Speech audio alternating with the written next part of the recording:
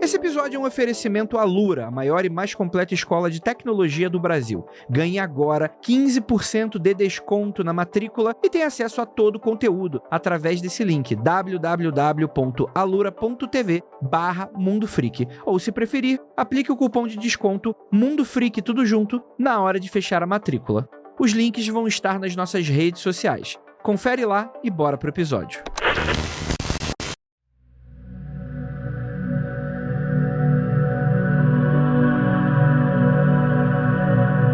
O Sul é conhecido por terem um povo valente, corajoso e que carregam muito amor e orgulho à sua terra e origens. Talvez por isso tenham um folclore tão único e cheio de causos que exploram muitas vezes o sobrenatural e emergem das sombras da história, tecendo uma tapeçaria de terror que assombra os habitantes dos estados.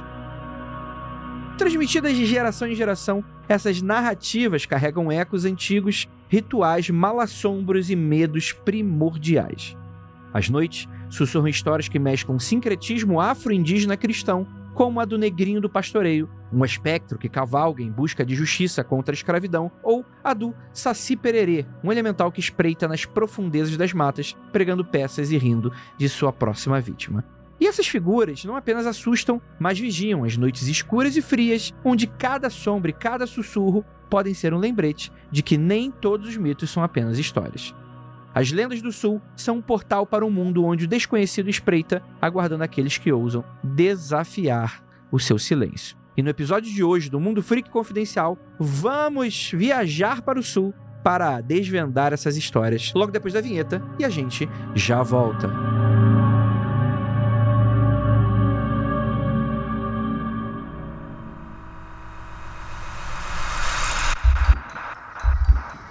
Não há nada de errado com seu áudio. Adentramos agora através dos seus sentidos.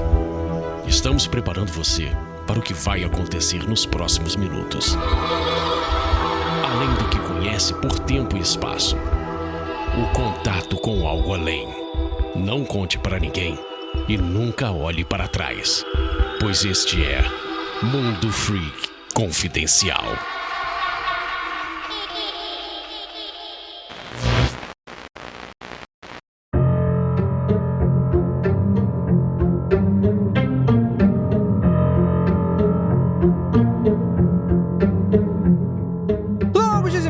Queridos ouvintes, está começando mais um Mundo Freak Confidencial.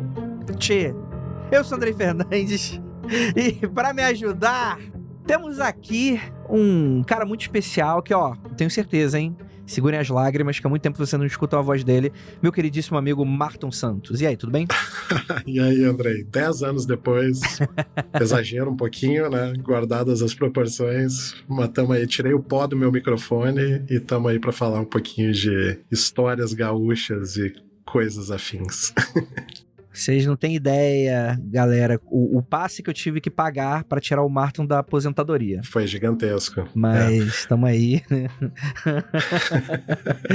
E temos aqui também uma amiga muito querida, que já gravou Mundo Freak algumas vezes, nossa queridíssima Meg. E aí, tudo bem? Oi, gente, eu tava lá perdida na gaveta de meias. Baita de uma chinelagem.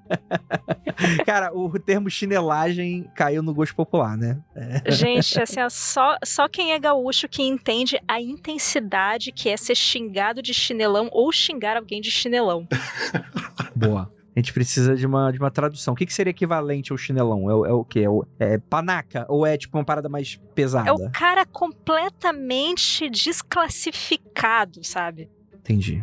É muito específico, né? É muito específico, porque cara, tu ser um cara chinelo é uma coisa muito específica, assim. É o cara que faz tudo do jeito errado, que tenta levar vantagem, que, sei lá, que tira daqui, bota ali, que faz tudo errado, sabe? É a chinelagem, assim. Inclusive, um beijo pro nosso prefeito aí de Porto Alegre, que tá sendo carinhosamente chamado de chinelão, né? Inclusive em shows, em manifestações artísticas, enfim, a galera canta o coro. Eu não vou nem falar o nome dele aqui, mas o nome dele, chinelão, porque é um chinelão.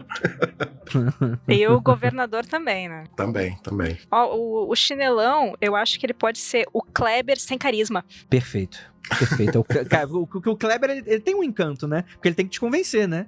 Você cai no encanto do Kleber. Agora, o Chinelão, então, pelo visto, é o cara que provavelmente caiu no rolê que ninguém chamou e estragou o rolê de todo mundo. Acho que dá pra definir dessa forma, né? É um pira errada completo. Sabe quando o cara chega no churrasco, já que a gente tá falando de gaúcho aqui, né? O cara chega no churrasco com 1 quilo de carne moída, isso é coisa de chinelão, entendeu? É por aí. Carne moída não, vamos ser bairrista, é guisado. Guisado, boa. Caraca, eu já não tô me entendendo mais nada.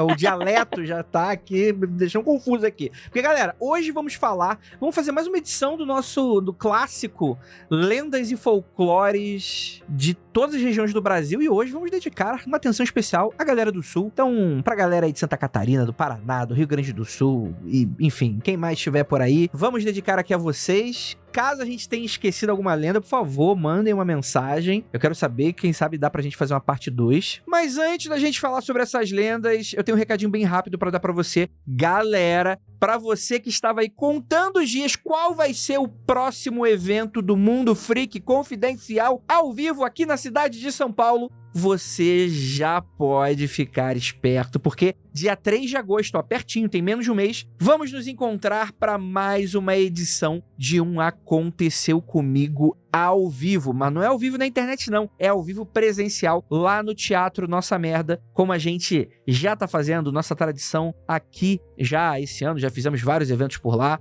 Galera, eu vou dizer para vocês que temos poucas vagas dessa vez. A gente escutou bastante o feedback de vocês com relação aos últimos eventos e estamos cada vez mais trabalhando para ficar ainda melhor. E ó, eu tenho uma surpresa para vocês, porque esse evento, esse show, Aconteceu Comigo show, né? Onde leremos histórias assustadoras dos nossos ouvintes e você será convidado na plateia para subir lá e compartilhar sua história. É um momento oportuno para você conhecer a gente fisicamente, espiritualmente, emocionalmente, todos os 4 elementos aí. E também, por que não, nosso collab crossover com Rolê do Kleber. Não sabe o que é Rolê do Kleber? Nem eu sei, bicho, mas é o nosso bloco lá do Magicando, a casinha do lado esotérica, que também é administrada por mim, e tem 90% das pessoas que participam aqui do Mundo Freak estão ali no Magicando também. Então é mesmo, tá tudo na mesma casa, são as mesmas pessoas, mas lá no Rolê do Kleber a gente fala sobre causos esotéricos, né? O que os magos estão aprontando ali, que causam histórias engraçadas, curiosas, às vezes, né, que recebem puxão de orelha. Galera, a gente vai misturar Aconteceu Comigo com o Rolê do Kleber e vamos fazer um evento duplo. Sabe aquele chocolatinho duplo que você compra no mercado? Vai ser chocolate branco, chocolate preto. E vamos fazer, ó, histórias macabrólicas aqui de que deram errado ou deram muito certo, né? Por que não? E você está convidado para adicionar, vai ser um grande espetáculo.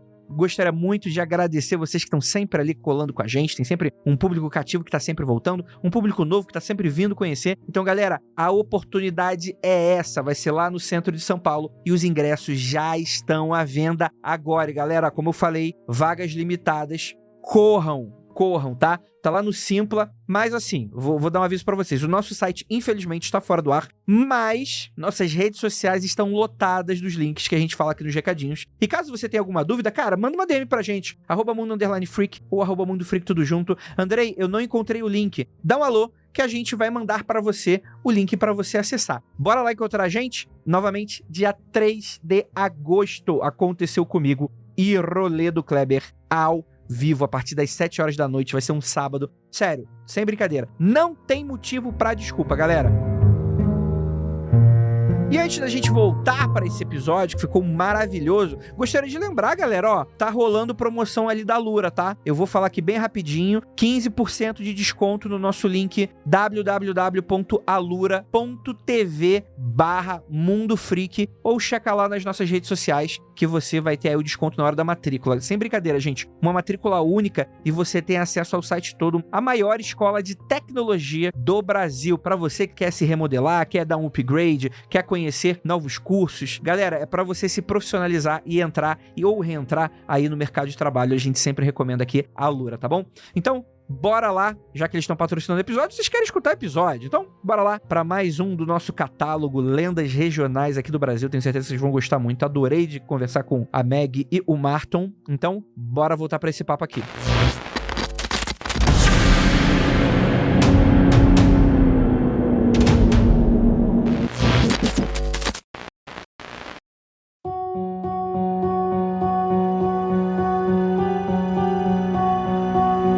Vamos lá, galera. Deixa eu começar. Eu vou atropelar aqui já a pauta. Porque no Brasil existe uma miríade de lendas, né? Folclore é uma palavra que tá caindo em desuso, né? Mas acho que dá pra rapidamente falar pra gente identificar o que a gente tá falando aqui. O que eu gosto é que existe uma lenda do Sul que ela é popular no Brasil inteiro. E deve ter mais de uma, na verdade. Mas acredito que a mais popular seja a do Negrinho do Pastoreio. Ela é tão famosa no Sul quanto é pra galera que não é do Sul? Como é que é pra vocês aí? Olha, eu fui criada sabendo da lenda do Negrinho do Pastoreio. Não sei como é que é em outros lugares. Eu era a história que minha avó contava de criança, assim, história... Minha avó era uma grande contadora de histórias, assim, né? Essa não é exatamente uma história de dormir, porque é uma história de terror, né? O que acontece na história é horrível, enfim. Mas era uma história que eu lembro muito da minha avó contar, assim, né? Contar como uma lenda, uma história que na época ela não colocava como sendo uma história necessariamente gaúcha, né? Mas dentro do contexto, hoje a gente sabe, enfim, era uma das que estava ali na lista da minha avó, assim, de histórias a serem contadas para crianças, lendas e tal. Essa lenda ela também tá no livro Contos Gauchescos e Lendas do Sul, do Simões Lopes Neto. Eu não sei de onde é que ele tirou isso antes, eu também não lembro quando é que foi publicado, mas por muito tempo esse livro também foi leitura obrigatória de vestibular, coisa assim. Então era até meio estranho ver assim, nossa, a lenda que eu ouvi falar dos meus avós, como no caso do Marton, tá aqui num livro, tá documentado. Exato. E é realmente uma história absolutamente aterradora. Certeza. Assim, na verdade, quando eu lia quando eu era moleque, dava pra ver que a história era, bem, absurda tanto quanto as histórias do Brasil, né? Colônia, Império, whatever. É muito interessante isso, porque não sei se o Negrinho do Pastoreiro era retratado já como um negro escravizado e tal, mas era uma criança que você servia ali uma fazenda. Eu tô falando de uma maneira bem en passant, porque você tem vários detalhes dessa lenda. E aí é uma criança que é, por diversas vezes, açoitada, ela é pedido pra ela cuidar dos cavalos do patrão, do fazendeiro. Acaba que, por um infortúnio, os cavalos... Acho que aí as lendas começam a divergir, que umas pessoas falam que era o filho do fazendeiro que deixou o cavalo fugir de propósito pro Negrinho apanhar, e outros que, enfim, acabou acontecendo por acidente, e aí passaram mel no Negrinho do Pastoreiro e deixaram ele amarrado no formigueiro pra ele ser morto ali, torturado pelas formigas e tal, e Nossa Senhora aparece, enfim, e concede o milagre de transformar ele nesse encantado, né, que seria essa figura que anda a cavalo, etc. E particularmente é o máximo que eu lembro dessa história. Tanto ele era um menino escravizado que nem nome ele tinha, né? Justamente ele é o Negrinho porque nem mesmo o nome ele tinha, né? E assim, de certa forma, essa é uma história que representa muito, assim, a essência do povo gaúcho, de certa forma, é essa mais real, essa que talvez o tradicionalismo gaúcho deixa um pouco de lado, assim, né? E queira dar uma maquiada, de certa forma, mas o estancieiro gaúcho, essa gente do interior, ela foi muito formada justamente por isso, né? Por donos de terra que tinham escravos, né? Tanto que, enfim, isso é uma coisa que a gente divide, de certa forma, assim, é um lado muito ruim da história, não só aqui do Rio Grande do Sul e do Brasil, obviamente, mas também da Argentina, do Uruguai, onde, né, tiveram limpezas étnicas. Eu odeio esse termo, eu nem sei se ele é correto de falar hoje em dia, mas, né, em outros países ocorreu isso, aqui houve, de certa forma, uma miscigenação maior, mas ele representa muito essa coisa, né, das fazendas que eram geridas por indígenas e por negros escravizados, né. Tava lembrando aqui, como foi citado o caso do Uruguai, mas assim, sem querer fugir muito do assunto, que a gente tá no sul do Brasil e não no Rio Grande do Sul, que é o Uruguai. Que lá realmente teve... Desculpa, gente. Assim como o Rio Grande do Sul é o Uruguai do Norte, né? Exato. Piadinha muito regional.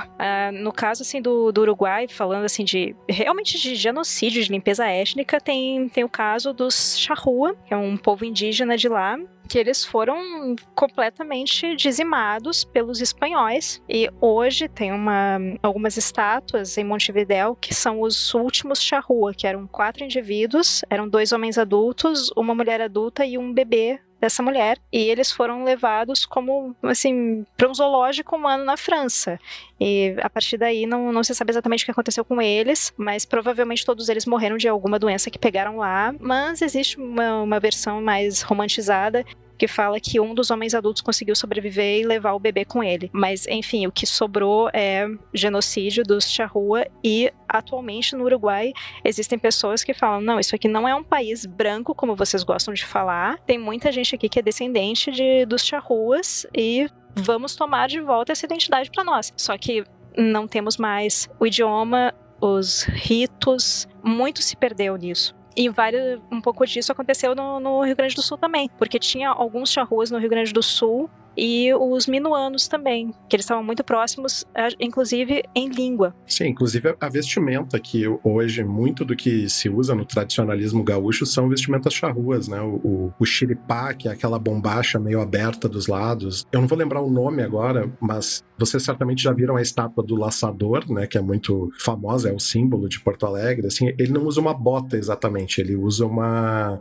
espécie de bota feita com o garrote de potro. Então é a pele do calcanhar do potro que é tirada, cortada, enfim, mais ou menos do tamanho de uma bota, mas os indígenas charruas usavam isso para proteger o pé na montaria, né? Então eles ficam com os dedos dos pés, na verdade, eles ficam para fora, assim, e o resto se usa meio como uma bota, e a própria dobra da perna do potro é o calcanhar, né? É onde se encaixa o calcanhar, assim. Então todas essas coisas, assim, muitas coisas que são tradicionalmente hoje vistas, né, como da tradição gaúcha, são da tradição indígena, né? O próprio chimarrão, enfim, muitas palavras que a gente usa aqui, e a Meg trouxe essa questão do genocídio uruguaio, né, e tudo isso tem muito a ver ali também com a questão dos tratados que rolaram ali, né? Acho que século XVII, século XVIII, teve muito dessas mudanças de o que é de quem, né? O que é dos espanhóis, o que é de Portugal, e inclusive tem uma lenda gaúcha, né?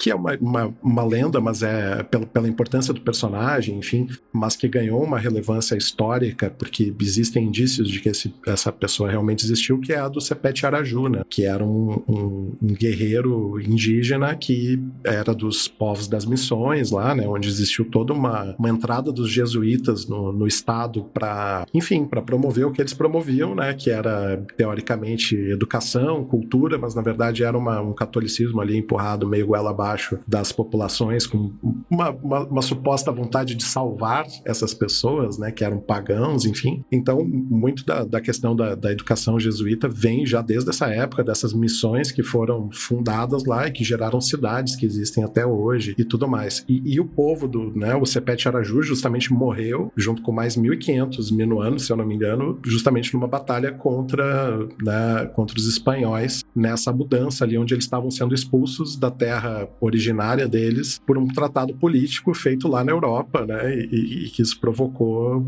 muito da população indígena que morava aqui no sul do Brasil ser dizimada nessa época, né? Separada, expulsa das suas terras ou morta em guerras mesmo. Só uma correção aqui, Marton. As pessoas que morreram junto com o Sepete Araju não eram todas minuanos, mas eram mais os Guarani. Os Guarani, exato. Que é a maior população indígena que tem no Rio Grande do Sul, são os Guarani mesmo. Exatamente. Que aula! Olha aí, ó. Eu faço a mínima ideia da história da galera do Sul, mano. É muito interessante porque a gente aqui do Sudeste tem um problema sério aqui no Brasil, que é a gente não conhecer muito da parte das histórias regionais, que a gente é regional também. Deixa eu avisar aqui pro nosso ouvinte. Mas isso é muito interessante, porque queria um pouco dessa mística, né, dos povos, né, do Nordeste, Norte, Centro-Oeste, etc., Sul. E a gente não conhece, e a gente conhece muito pouco da nossa história nesse sentido, né? Isso é muito interessante. Então, o que a galera geralmente conhece? Sei lá... Eu ia fazer uma brincadeira aqui. O que o pessoal conhece do Sul? Nazismo e o churrasco, né? Não, tipo... tem o chimarrão também. Tem o chimarrão. Mas assim, eu não vou dar minha opinião sobre chimarrão, não. Porque, como carioca, eu tomo mate de outra forma. Posso te dar uma opinião não popular sobre um gaúcho falando sobre chimarrão, porque eu também não sou nada fã de chimarrão, assim, eu tomo muito eventualmente. Nossa, eu acho que essa talvez vai ser o momento mais polêmico do podcast. Eu vou embora, gente.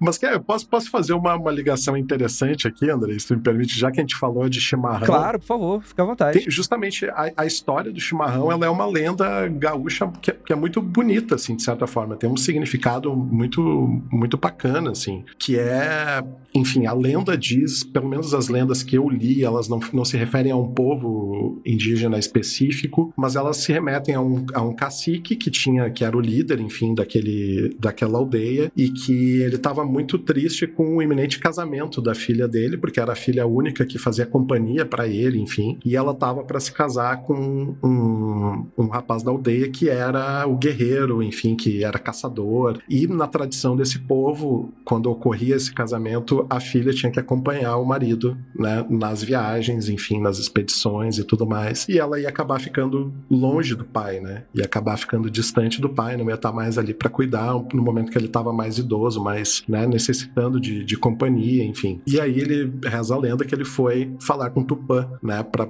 pedir uma solução para aquilo, porque também ele se sentia culpado de manter a filha presa do lado dele por um egoísmo, né, por uma necessidade dele, né, e trancando a vida da filha ali de certa forma. E aí Tupã apresentou para ele uma árvore, né, uma árvore baixa, um tipo de arbusto que tinha umas folhas verdes, e falou para ele pegar aquela erva para pegar e rachar um porongo no meio, né, para fazer a cuia e fazer uma espécie de canudo ali, que seria a bomba do chimarrão com taquara, que aquele ali seria, a partir daquele momento, o companheiro dele, que não faria ele se sentir sozinho, né? Então, no simbolismo todo gaúcho que a gente tem do chimarrão, de ser essa roda, de por mais que às vezes a pessoa não goste tanto de chimarrão, mas ela tá ali conversando, passando a cuia, essa coisa meio comunitária, né? É bacana essa simbologia dessa história, né? De dizer que, ó, né, deixa tua filha aí, que a partir de agora esse vai ser o teu companheiro, tu não vai mais te sentir sozinho. Pô, muito foda, muito legal mesmo. Assim, eu fico bastante impressionado, né, o quão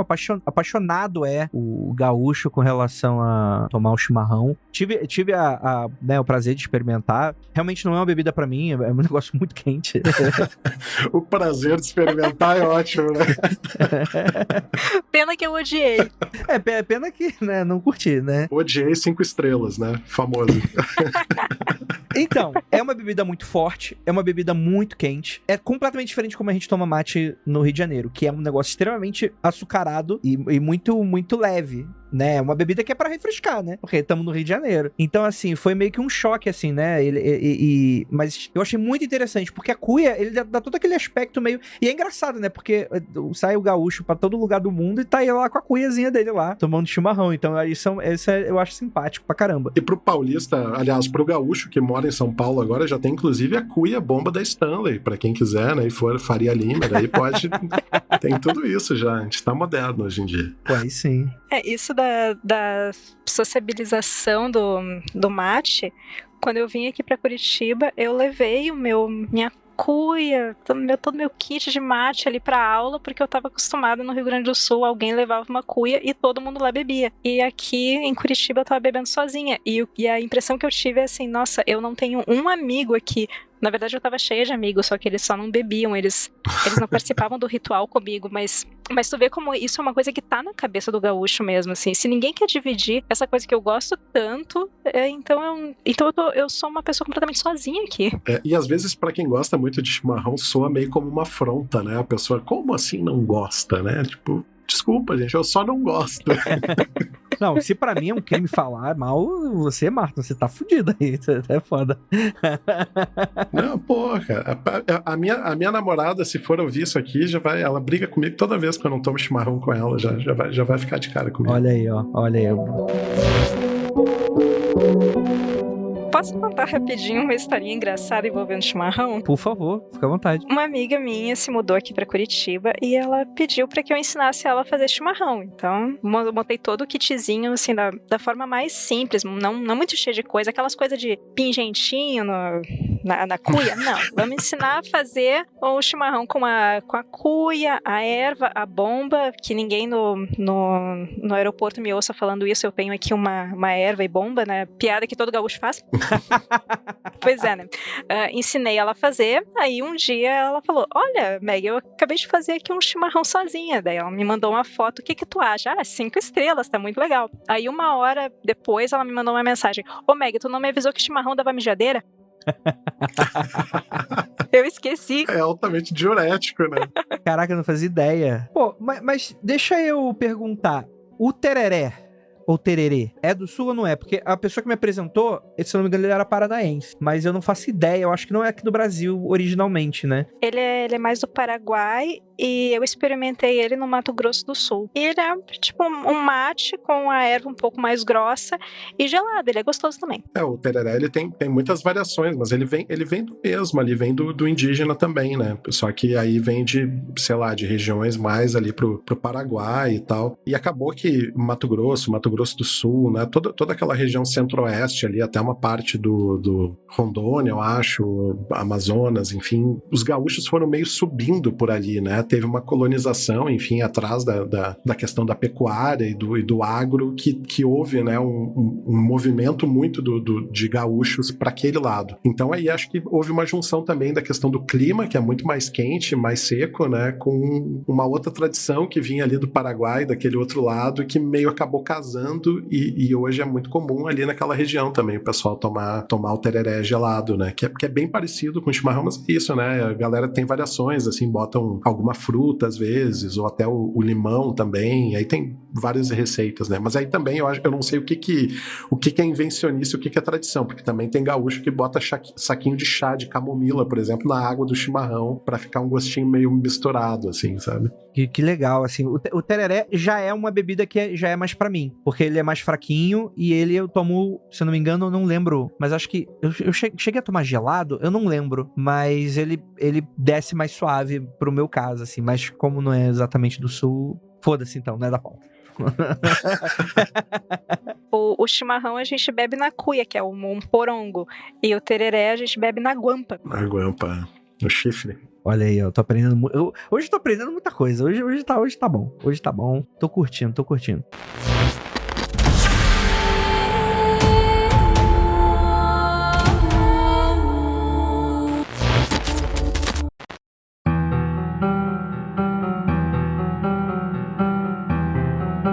A gente tem uma história muito interessante. Se não me engano, a gente tá falando aqui do Rio Grande do Sul, certo? Que é a lenda da prisioneira do Castelinho do Alto da Bronze, que é um nome muito grande. E eu acho muito legal porque tem castelinho amaldiçoado no Rio de Janeiro, tem castelinho amaldiçoado em São Paulo, e eu tô sabendo agora que tem um castelinho amaldiçoado no Sul também. Deve ter em toda a cidade, André. Se procurar bem, tem um castelinho amaldiçoado em qualquer lugar desse Brasil aí. Na Europa, é a Europa inteira, né? São castelos amaldiçoados, né? Exato. Então, a ideia que a gente tá falando aqui da década de 40, a gente tem um político chamado Carlos Eurico Gomes, que era casado com a Ruth Caldas, e ele tinha uma amante novinha, né, 22 anos mais jovem que ele, que era a jovem Nilza Link, que já tinha um filho pequeno e era conhecida por ser desquitada, que para a década de 40 era uma coisa, né? Era também na década de 70, mas a década de 40 era pior, provavelmente, né? E como prova de amor à amante, o Carlos manda construir um casarão nos moldes de um castelo gótico, né, com a fachada medieval, assim, é bem castelo europeu, assim, só que mais pequenininho, assim. Ele ficou conhecido popularmente como Castelinho do Alto do Bronze e é muito interessante porque eu não lembro exatamente da do Rio de Janeiro, mas acho que é algo parecido, mas me lembrou de fato muito parecido à lenda do Castelinho da Rua Apa aqui em São Paulo, né? Só que aqui, no caso, era uma herdeira que, né, os pais morrem, aí acho que era um tio que se apropria e tranca a menina no alto da torre, por exemplo. Aqui já é o contrário. Descobrem que esse cara tinha uma amante, ele larga da esposa, vai morar com essa Nilza, só que mantém ela em cárcere privado, porque todo mundo sabe que amor é isso, né? Você tem que trancar o seu amado, sua amada e não deixar sair de casa, né? É assim que funciona. E, enfim, né? Mantém ela no terceiro andar, lá em cima, né? Longe das janelas, etc e tal. Ameaçava ela com revólver. Então, essa mina meio que sumiu e começou a se gerar muitas lendas. E anos foram passando até que ela foge com um filho pequeno e grávida pra nunca mais ver o cara, né? E aí ela lança, quase 50 anos depois, um livro que conta a história, né? É o livro de 1993, A Prisioneira do Castelinho do Alto da Bronze, de Juremir Machado da Silva, né? Que a trama foi escrita de acordo com os próprios relatos da Nilza. Então é uma história interessantíssima que gera lenda aí, que é uma história real, né? Na verdade. A grande decepção dessa história pra mim é o cara ter ameaçado ela com um revólver. Pô, podia ser mais temático, né? Já que tava naquela parada ali de... Com uma espada, né? Sei lá, né? Pô... Xarope, isso. Mas enfim, essa mulher, graças a Deus, né, ela conseguiu fugir, enfim, não teve o fim que muitas pessoas contam dessa lenda, né, porque como toda história começou a ter várias versões, assim, né, de dizer que ela estava enterrada até hoje em algum lugar do castelo, enfim, né, muita gente dizia isso, e ela fica, a Meg pode me confirmar, mas se eu não me engano ela fica na Cidade Baixa, aqui em Porto Alegre, que é um bairro meio boêmio, assim, então ela já virou até uma boate, uma época, então muito se falava disso, né, do que tem escondido nas paredes do castelo, né, essas coisas que vão crescendo com o tempo, assim, né? Mas ela, graças a Deus, ela conseguiu realmente fugir, né? E deixou essa história pra trás, e até ela apareceu na TV tempos depois, né? E revisitando o lugar e tudo mais. Então, ainda bem que foi uma história que teve um final relativamente feliz, né? Apesar dela ter sofrido ali nesse relacionamento. O caso da Nilza Link é, assim, um exemplo de como funciona a misoginia na sociedade porto-alegrense, porque esse marido dela, ele era médico. Até hoje, desculpa médicos que estão me ouvindo, mas vocês são uma casta, vocês sabem disso. Então, naquela época, mais ainda, tinham menos médicos, então o poder social deles era muito intenso. Então, se ele quisesse fazer um castelo ali no meio do centro histórico, ele conseguia. E o castelinho, ele realmente se destaca em relação às outras casas, que elas são mais antigas, mas todas elas têm o mesmo padrão. O castelinho é uma coisa assim, é como se fosse um portal numa esquina, sabe? Ele é muito diferente de tudo. E ele conseguiu deixar por quase 5 anos essa mulher prisioneira lá, e ela dizia que sentia pena dele, porque ele era extremamente desconfiado, extremamente paranoico, achava que ela estava traindo ela ali presa dentro do castelinho, né, imagina. E o cara, ele poderia fazer qualquer tipo de crime, não que ele tenha cometido outros crimes além de deixar uma mulher em cárcere privado, e ninguém ia falar nada, justamente por esse poder social, da posição social que ele tinha. E foi realmente assim um abuso sobre essa mulher, porque ela com 18 anos ela já estava desquitada e com um filho, ou seja, para aquela época ela era uma mulher absolutamente sem valor. Então, para a família dela, ele estava fazendo um favor em levar ela pra morar com ele, sabe? Essa coisa terrível. Pra família e talvez pra grande parte da sociedade na época, assim, né? De ver uma mulher jovem com um filho, desquitada, né? Do tipo, pô, o que quer mais que isso, né? Eu imagino as pessoas da época dizendo, olha lá, o cara construiu um castelo pra ela e ela ainda quer outras coisas, né? Quer liberdade, onde já se viu, né? Então, imagino muito, até porque se hoje em dia a gente tem, né? É um lugar relativamente conservador aqui, imagina nos anos 40, né? Então, essa mulher realmente deve ter passado maus bocados lá dentro. E ela viveu até quase 100 anos. Ela morreu, acho que uns 3 anos atrás, sabe? E ela visitou o castelinho depois e ela ouviu essas histórias assim, porque aí, como foi dito, ela morreu, foi enterrada não sei onde, ela fugiu pra não sei qual país, e tava ela lá só ouvindo, dando aquela risadinha interna.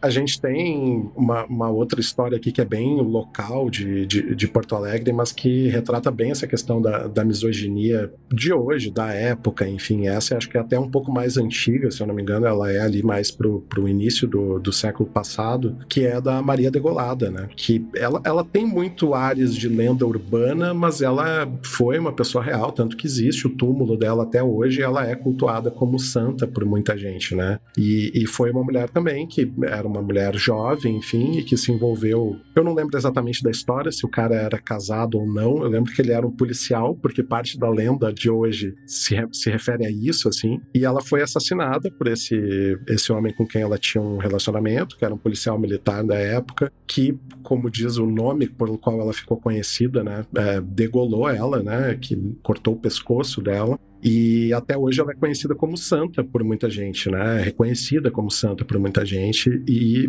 reza a lenda que ela não atende pedidos de policiais até hoje por ter sido morta por um policial, né? Então é uma história que é real, mas também que flerta, né, com essa coisa da lenda urbana, enfim, e que tem muito a ver com essa aqui também. Nesse caso teve um desfecho bem pior, né? Não só esse caso da Maria Degolada, temos uma outra história que ainda vai aparecer que tem bastante misoginia envolvida, mas eu não vou dar spoiler, depois a gente fala.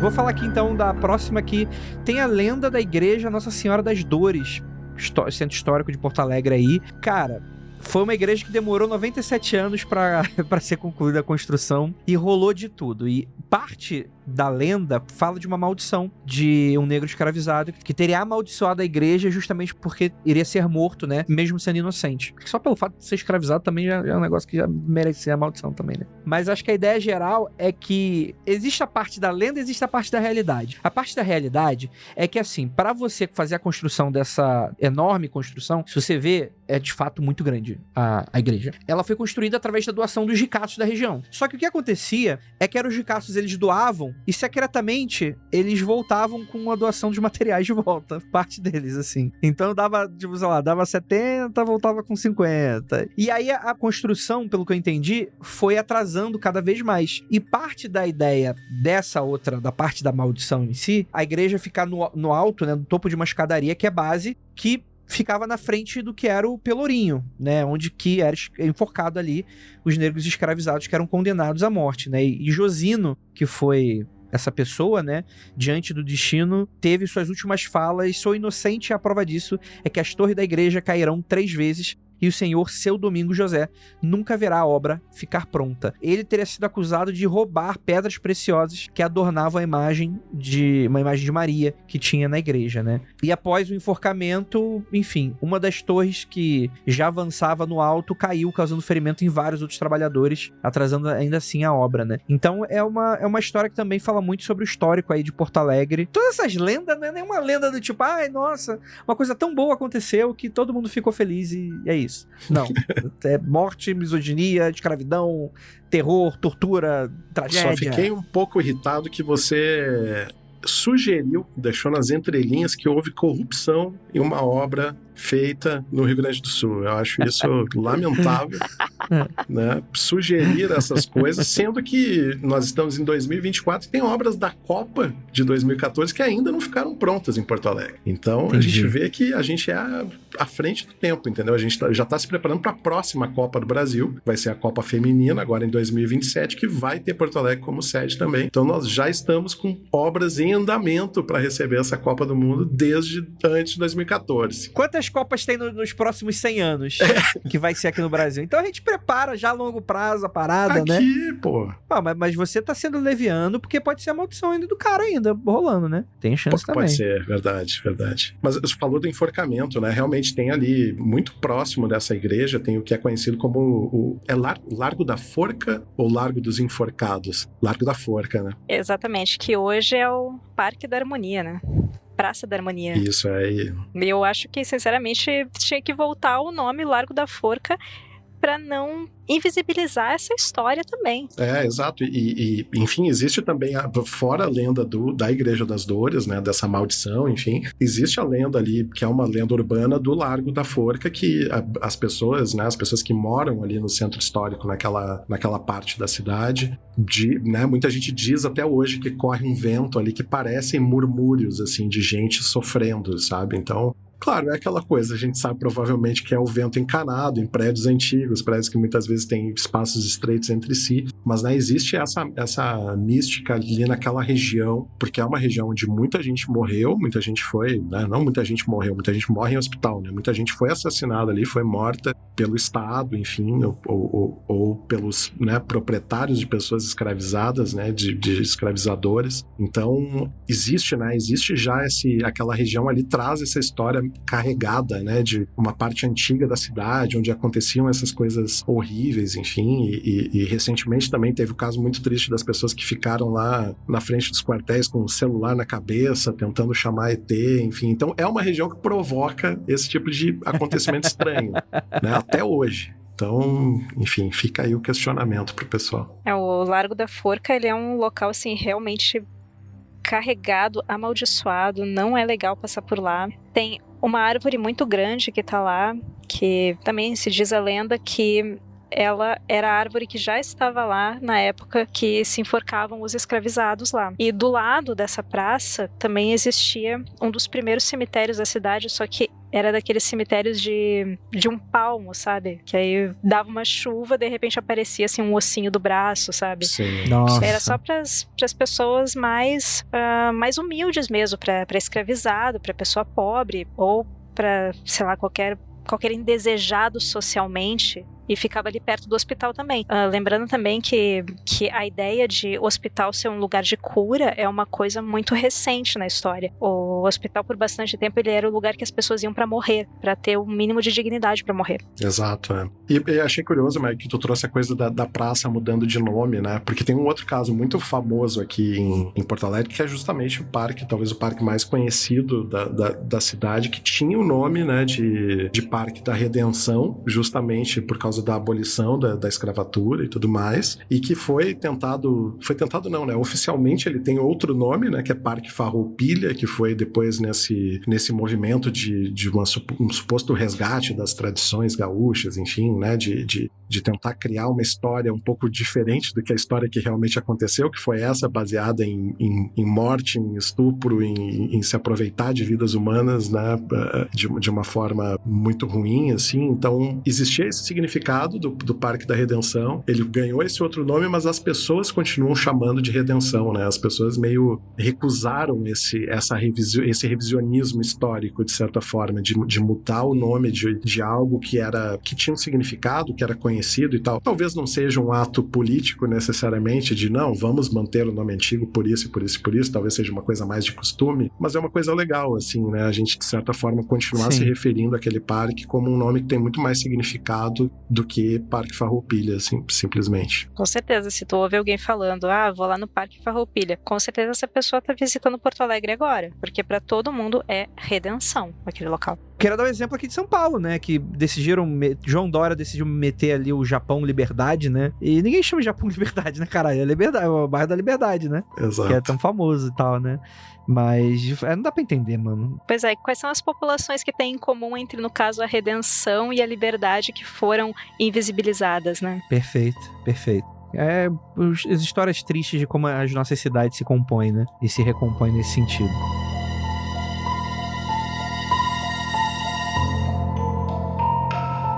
A gente tem uma lenda da cidade de São Francisco do Sul que fala sobre uma carroça sem cavalo, olha aí. Diretamente do nevoeiro que descia do mar pra cidade, né, pra essa cidade aí de São Francisco do Sul, tem a lenda dessa carroça sem cavalo que consiste em uma carroça que andava lentamente pela rua hoje chamada de Rua 10, ali da região, fazendo barulhos muito altos, e quando você saía pra ver, você não tinha cavalo nenhum.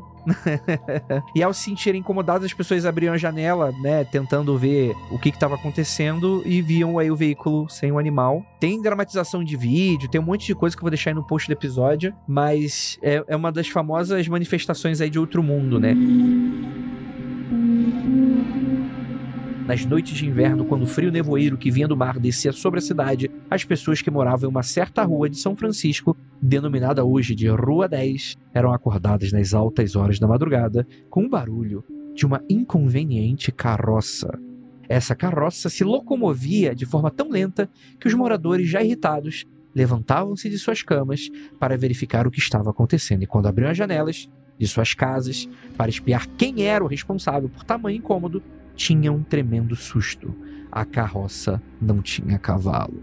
Dentro dela haviam panelas velhas, baldes amassados, chaleiras e bules. Alguns pendurados do lado de fora da carroça eram os responsáveis pelo tremendo barulho, e as pessoas escondiam-se em suas casas, assombradas com tamanha manifestação de outro mundo, esperando que a carroça e o barulho desaparecesse lá longe. Eu acho legal porque essa aqui não tem origem, não tem final, e é isso aí. Tem uma carroça que só é escrota. Será que não era o pioneiro aí? O cara tava inventando o carro em São Francisco do Sul e o pessoal tava achando que era assombração. Pô, viajante do tempo, né? Vai saber, né? Era um mascate vendendo coisa, sabe? Interessante. Olha, eu já vi cavalo sem cabeça, quer dizer, já vi não, eu ouvi falar, né? Ver outra história, né? Quer dizer, se porventura ver, provavelmente vai estar morto na minha frente, né? Mas se estiver vivo, aí vocês provavelmente não vão ter notícia de mim. Mas carroça sem cavalo, acho que é a primeira vez, de fato. tô contando aí com os viajantes do tempo criando essas lendas aí pra gente, né? É engraçado porque não tem muita moral, né? Não tem muito... Porque não dá susto, né? Tá lá a carroça, é uma carroça. Alguém esqueceu a carroça, alguém empurrou a carroça, não sei. Mas é uma coisa que não tem muito uma pegada muito sobrenatural. Ou quem inventou essa lenda não tava muito inspirado, né? Porque podia ser melhor, né? Podia ser um cavalo fantasma, podia ser um cavalo feito de fogo, sei lá, podia, né? Tanta coisa. Nesse relato aí, se ouvia, sei lá, o relincho do cavalo? Não, pelo visto não. Era só a carroça mesmo. A carroça era automática. A carroça acorda. Do nada. Falou, opa, chegou o momento. Vambora. Não tava cheio de chaleira dentro, daqui a pouco ela era vapor. Porra, boa! Olha aí, ó. Era o steampunk no Rio Grande do Sul, gente. Se essa lenda fosse na Inglaterra, tinha um episódio de Doctor Who dedicado a ela. Isso aí é certeza. Se o Doctor Who fosse no Brasil, ia ser tão ruim que ia ser num orelhão, né? Tipo, ele... Cara, excelente, excelente. Não ia dar pra ser maior por dentro do que por fora, né? Tipo, ele nem ia entrar. Era só uma capa de chuva, assim. Exatamente. Cara, perfeito. E é engraçado que ninguém da geração Z pra cima não vai saber o que é aquilo, né? Não. Eu sempre pensava muito isso quando eu vi o Superman, né? Porque nos filmes originais do Superman, lá final dos anos 70, ele sempre trocava de roupa dentro da cabine, né? E eu vi um orelhão e pensava, pô, se fosse aqui, né? O cara ia ficar peladão na frente de todo mundo. Por mais que seja rápido, alguém ia ver ele de cueca só, né? É verdade. Quer ver, de cueca todo mundo vê o Superman porque ele usa por cima da calça, mas, né? Enfim, só de cueca no caso. Mas se bem que às vezes um peladão no Brasil, às vezes não chama nem tanta atenção, dependendo da região que você mora, né? Então... também fica aí a... Oi, Oil Man de Curitiba. Não, pois é, tem o Oil Man de Curitiba e aqui em Porto Alegre tem um cara que corre de sunga, né? No inverno e no verão. Ele tá sempre por aí, correndo pelas ruas de Porto Alegre só de sunga. Não é exatamente uma lenda, porque, né, ele existe, eu já vi, mas ele tá por aí. Ele tá por aí. Sempre terminam as lendas assim, né? Ele tá por aí. Cuidado. Ele tá por aí. Um dia você cruza com ele. Um dia você cruza com ele. Fico alerta aí pra você. Mas eu gostei muito, assim, porque de fato parece só pela zoeira mesmo. Um dia a carroça acordou e falou, vou dar uma sacaneada na galera. E vambora.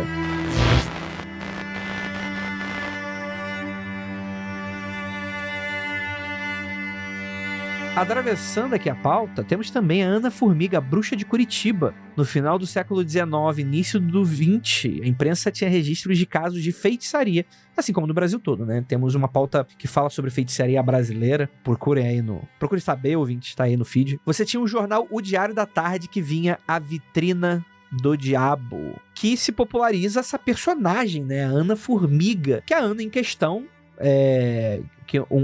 com um cabo do 13º Regimento da Cavalaria que jurou vingar-se da esposa, né?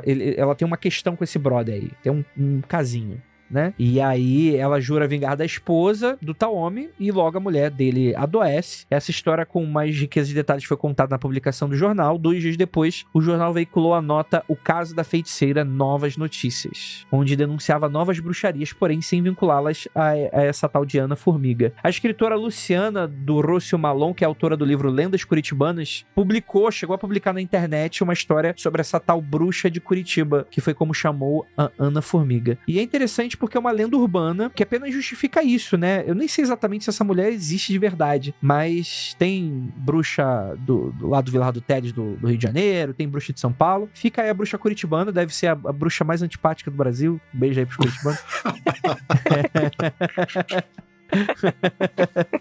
Brincadeira, Curitibano, brincadeira. Em breve aí, freakout aí no Curitiba, hein? Então fica esperto aí.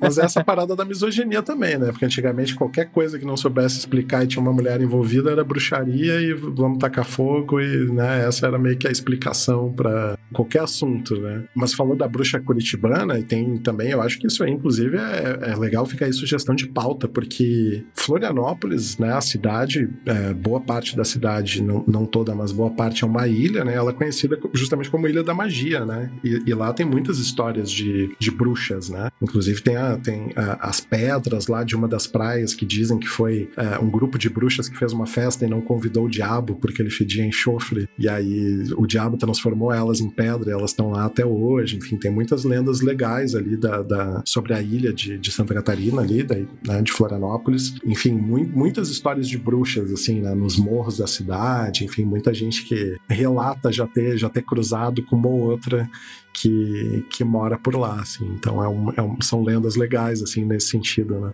No caso aí de lendas envolvendo mulheres, infelizmente a gente vê vários casos aí de misoginia mesmo. Tem um outro caso aqui de Curitiba, que é da Maria Bueno, que é uma mulher que realmente existiu e ela sofreu feminicídio. E hoje ela é uma santa popular. Tem o túmulo dela no cemitério municipal e lá tem vários ex-votos eu não sei se é ex-votos realmente o nome. Enfim, são aquelas plaquinhas de agradecimento, sabe? Enfim, é um tipo de história que tu vê que ela se repete em vários outros locais do mundo, com vários elementos em comum. Perfeito. E aqui eu acho que dessa da bruxa curitibana, Ana Formiga, eu achei muito bizarro o relato. Como a mulher tinha o traseiro avantajado, igual de uma tanajura, e comia muitos doces, recebeu o apelido. Esta feiticeira tinha hipoglicemia e toda vez que sua taxa de glicose baixava, passava mal. Por isso, muitas vezes aceitava doces como forma de pagamento pelos seus serviços. Pois é. É isso aí, gente. Faltou Brasil. uma insulina aí, né? Pra dar uma regulada na glicemia. Não era magia, moça. doutor. Era insulina baixa. Tava... Meu Deus do céu, mano. Caraca, hein? Que doideira isso aí. Mas é engraçado isso como a parada de... Não sei se existe uma relação, assim, mas muitas histórias de bruxaria envolvem coisa de doce, né? O próprio João e Maria, enfim, tem a Casa de Doces. Tem muitas histórias dos conventos de Portugal, enfim, que envolvem doce também, né? Talvez tenha aí alguma coisa da culpa cristã, assim, de considerar o doce, de certa forma, um pecado, a gula, coisa, né, que estimula a gula, que, enfim, é meio que uma transgressão, né? Não sei, mas é interessante de pensar por esse lado, assim. Muitas vezes tem esse tipo de conexão que não parece óbvia, né, quando a gente vê. Tem o meio João e Maria, né? Atrair criança, né, nesse sentido, né? Exato, E aí, claro, tem muito dos cautionary tales, né? Coisas que a gente conta para as crianças do tipo, não comam doces porque dá cárie, né? Então, de certa forma, associar a bruxa, o perigo a uma casa feita de doces até faz sentido por esse viés, né? Mas existem tantos outros exemplos, assim, que colocam, né, essa coisa do proibido e tal, com a coisa do doce também, que acho interessante, assim, essas conexões. Tá aí uma pauta pro pessoal da história da alimentação. Mundo Freak também é nutrição, olha aí. Olha aí, é nutrição, exatamente. Boa nutrição, isso aí, gente. Jejum intermitente, não dá nada não. Fica à vontade aí. Qual era aquele... Cara, com certeza dá pra fazer uma pauta freak de nutrição. Aquela galera que é, tipo assim, que é igual o Neandertal, tem que comer só coisa crua. Sim, dieta paleolítica. Dieta paleolítica. Isso, nossa, verdade, mano. Cara... Tem uma pauta aí, com certeza. E tem gente que começa a fazer dieta e vira o demônio mesmo, né? Então, com certeza tem uma conexão aí. Eu não gosto, isso foi muito específico, Marta. Eu não gosto quando você me critica desse jeito. Cara, fica aí Quem nunca, né?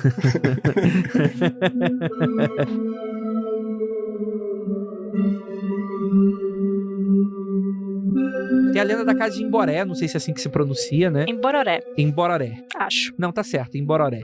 Acho que tava pensando no Mbappé, mas o Mbappé é o jogador da França, é outra coisa. É o jogador da França, né? Essa é da época do tempo dos 7 povos das missões, que havia um indígena muito velho, muito fiel aos padres jesuítas, que o nome dele era Imbororé.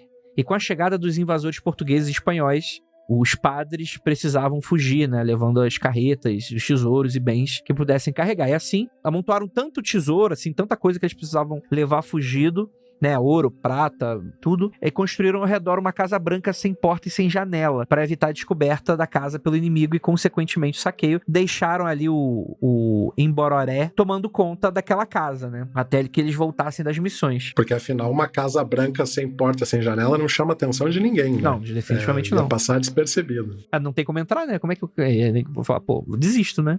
Não tem nada aqui. É assim que funciona. Só que a questão é que os jesuítas nunca mais voltaram, né? E com o passar dos anos, o velho indígena morreu e com o tempo foi marcando tudo, deixando as ruínas de pé como as cicatrizes de um sonho que acabou. A ideia geral é que você tem essa lenda dessa casa cheia de tesouros, né? Isso é muito interessante, né? E às vezes algum mateiro, lenhador, caçador, dá com essa construção, de repente, imediatamente se dá conta que é a casa do Imbororé cheia de tesouros, então resolve marcar o local para voltar com as ferramentas e abrir à força a casa que não tem porta e janela. Só que aí acaba sempre acontecendo uma coisa que nunca mais acha novamente a casa, né? Então é meio que uma casa perdida aí no tempo e no espaço, que ficou só pela lenda, guardada aí pelo espírito de Imbororé. Muito interessante, essa eu não conhecia. Acho que essa aqui é de Porto Vera Cruz, no Rio Grande do Sul. Fica aí a história de Imbororé. E é curioso, né, que essa coisa também, acho que essa questão da história ali envolvendo, tem muitas histórias na região dos 7 povos das missões, né, que são, eu não vou lembrar todos de cabeça, mas tem São Gabriel, é um que eu lembro, enfim, tem várias cidades que cresceram ali meio próximo aonde eram as missões jesuítas, né. E tem muitas histórias, assim, dessa coisa de tesouro, né? É quase como se a passagem da igreja ali pelo interior do estado fosse os nossos piratas, assim, né? Já que a gente não tem, assim como eram os piratas ali na América Central e tal, nas regiões controladas ali pela França e tudo mais, aqui a gente tem muita coisa do jesuíta, enfim, da igreja passando e deixando esses tesouros escondidos para proteger das invasões e tudo mais. Tem a própria, uma lenda que também é muito famosa, que se eu não me engano, inclusive está no livro do Simões Lopes Neto também, que é a Salamanca do Jaral, né, que é uma história justamente que envolve magia, enfim, que envolve esse... É um homem, basicamente, é um sacristão, né, ele trabalha na igreja, ele trabalha para os padres, mas ele não é um religioso de formação, assim, né, ele vive ali, e ele encontra esse lagarto num rio, que é um lagarto que tem uma espécie de joia no lugar da cabeça, e dizem, né, rezava a lenda que esse lagarto levaria até o Cerro do Jaral, né, a Salamanca do Jaral, que fica numa cidade próxima, que se eu não me engano é Cerro do Jaral, ficaria naquela região, e que era conhecido por ser um local onde estariam muitos tesouros escondidos, né, uma fortuna que foi deixada lá por alguém. E é curioso porque Salamanca não é uma coisa que a gente usa no nosso dia a dia, uma palavra assim, né? E ela vem justamente da cidade espanhola de Salamanca, que é conhecida por ter túneis e coisas construídas embaixo da cidade, secretas. Então existem várias lendas em toda a região da Cisplatina ali, né? Argentina, Uruguai, também tem lendas que falam em salamancas secretas, salamancas perdidas, onde tem tesouros e tudo mais, né? Então a história específica aqui da Salamanca do Jaral, ela envolve também a questão da igreja, da luxúria, do pecado, enfim, né? A Salamanca vira uma mulher belíssima que acaba ela e o sacristão se apaixonando e tendo um caso de amor, os padres descobrem e vão matar ele e ele acaba desaparecendo, enfim, reza a lenda que ele e ela foram viver na Salamanca do Jaral, né? Vivendo o amor deles lá no meio da fortuna que estava escondida lá, né? Então tem, de novo, né? Tem essas conexões, assim, histórias que de certa forma mudam um pouco aqui ou ali, mas certamente ali na Argentina e no Uruguai tem versões dessa história também, porque envolve meio que a mesma formação, né? Os mesmos povos que formaram ali, tanto os povos indígenas da região, quanto a colonização espanhola, portuguesa, então tem muitas coisas que bebem da mesma fonte, né? E também nós estamos falando de uma época em que se criou muito a ideia de como se fosse um Eldorado, um local de muitas riquezas, e isso interessava a quem? Ao colonizador. Isso também provavelmente era numa época em que estava se extraindo muita prata do Cerro de Potosí, na Bolívia, e essa prata ela era escoada ao sul da Bolívia, indo pro Rio da Prata. Olha só, o nome do Rio da Prata não tem nada a ver com o reflexo dele ser prateado, tem a ver com a prata de Potosí. Então se criava muito essas histórias de lugares com várias riquezas, talvez para atrair o colonizador, para ele meio que se perder e fazer alguma outra coisa melhor da vida do que escravizar indígena. E isso aí aconteceu no Rio Grande do Sul também, e essa lenda da Salamanca do Jaral, ela também é chamada de Teniaguá, que ela foi colocada nesse livro que eu falei no início do podcast com Contos Gauchescos, e foi retomado também pelo Érico Veríssimo em O Tempo e o Vento.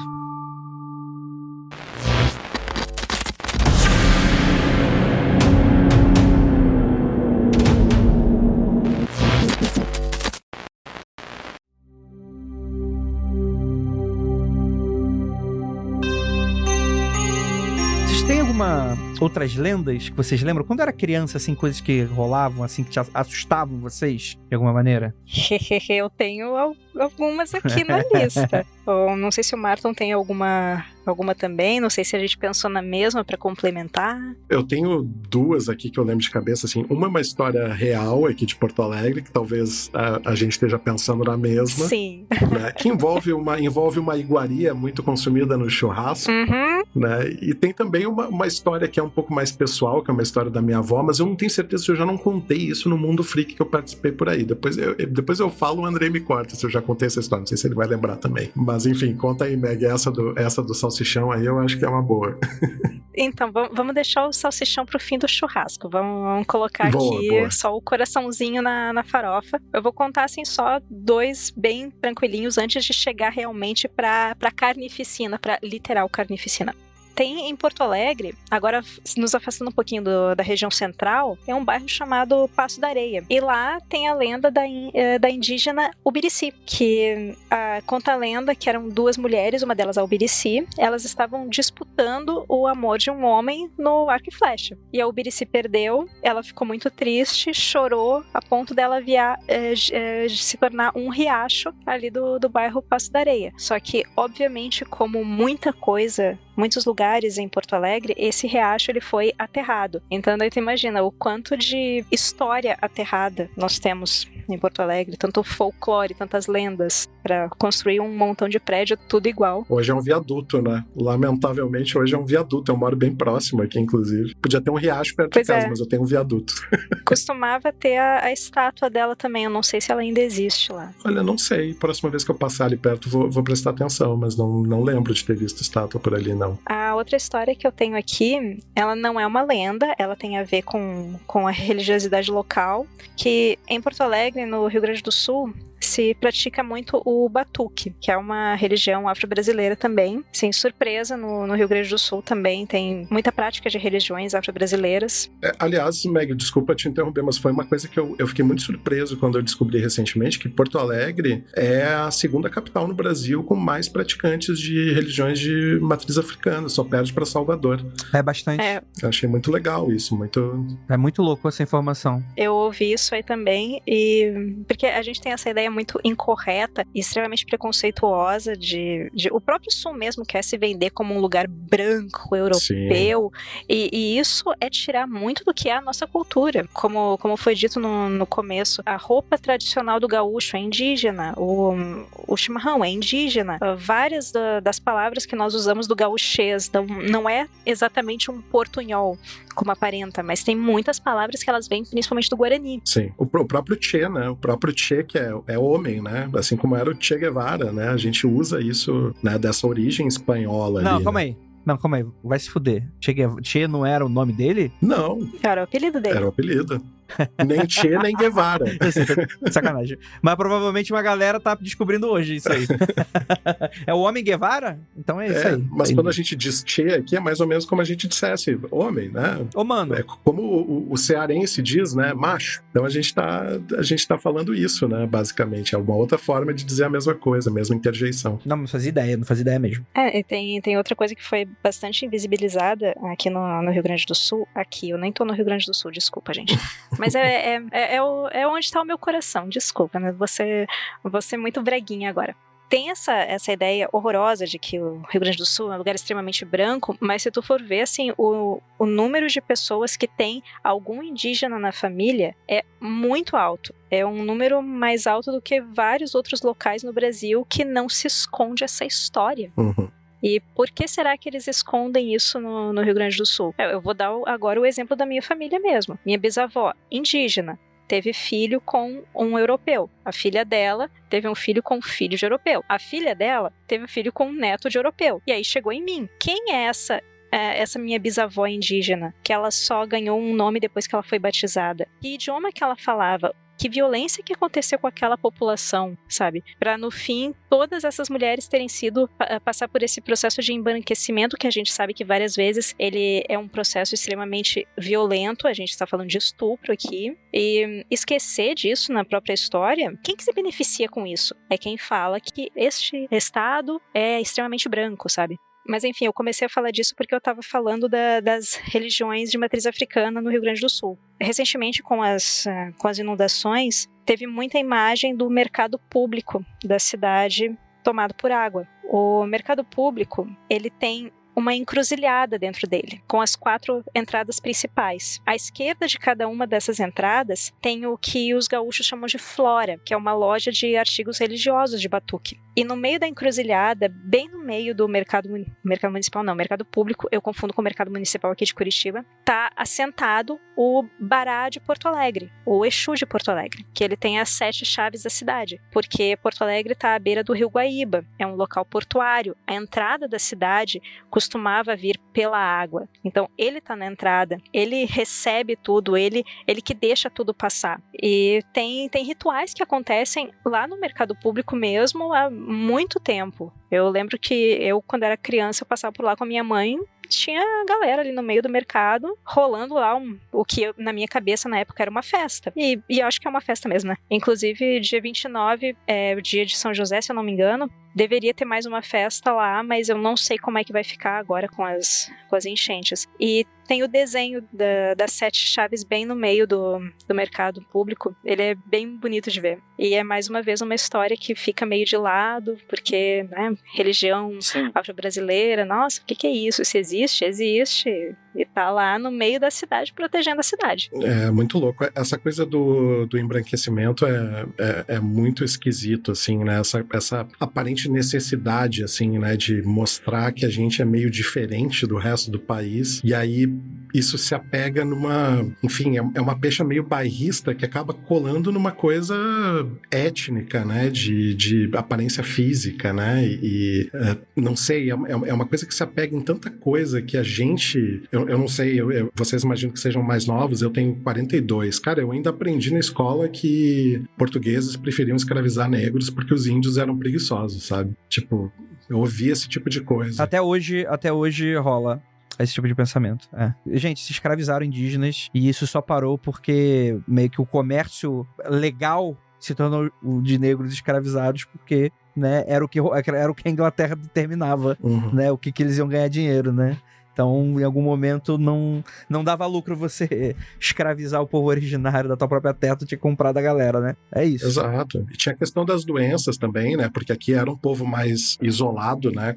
Enfim, né? Isolado entre aspas, porque eles estavam aqui entre os deles, né? Mas quando o europeu chegou aqui, trouxe um monte de doença para que essa galera não tinha nenhuma defesa, né? Então... Também houve um genocídio ali nesse sentido, né? De muita gente morreu das doenças mais simples, entre aspas, possíveis, que já eram comuns, talvez, para o europeu, e que por ter acesso por terra na África, né? Havia uma ligação ali com outros continentes mais usual, né? Eles já usavam a África como porto, como passagem para o Oriente, enfim. Então já existia, né? Obviamente deve ter havido muita morte na África também, mas nessa época já não era no volume que teve dos indígenas aqui. Então, né, acho que na época existia um pensamento mercantilista em cima da vida mesmo, né, de pensar o que putz, vai adiantar eu encher um barco aqui dessa galera e levar pra lá e morrer metade na viagem, sabe? É muito louco a gente pensar isso hoje, mas existiam pessoas que contabilizavam vidas desse jeito, né? Eu preciso que chegue o máximo vivo. Então, vamos lá. Enfim, tinha questões políticas também de quem dominava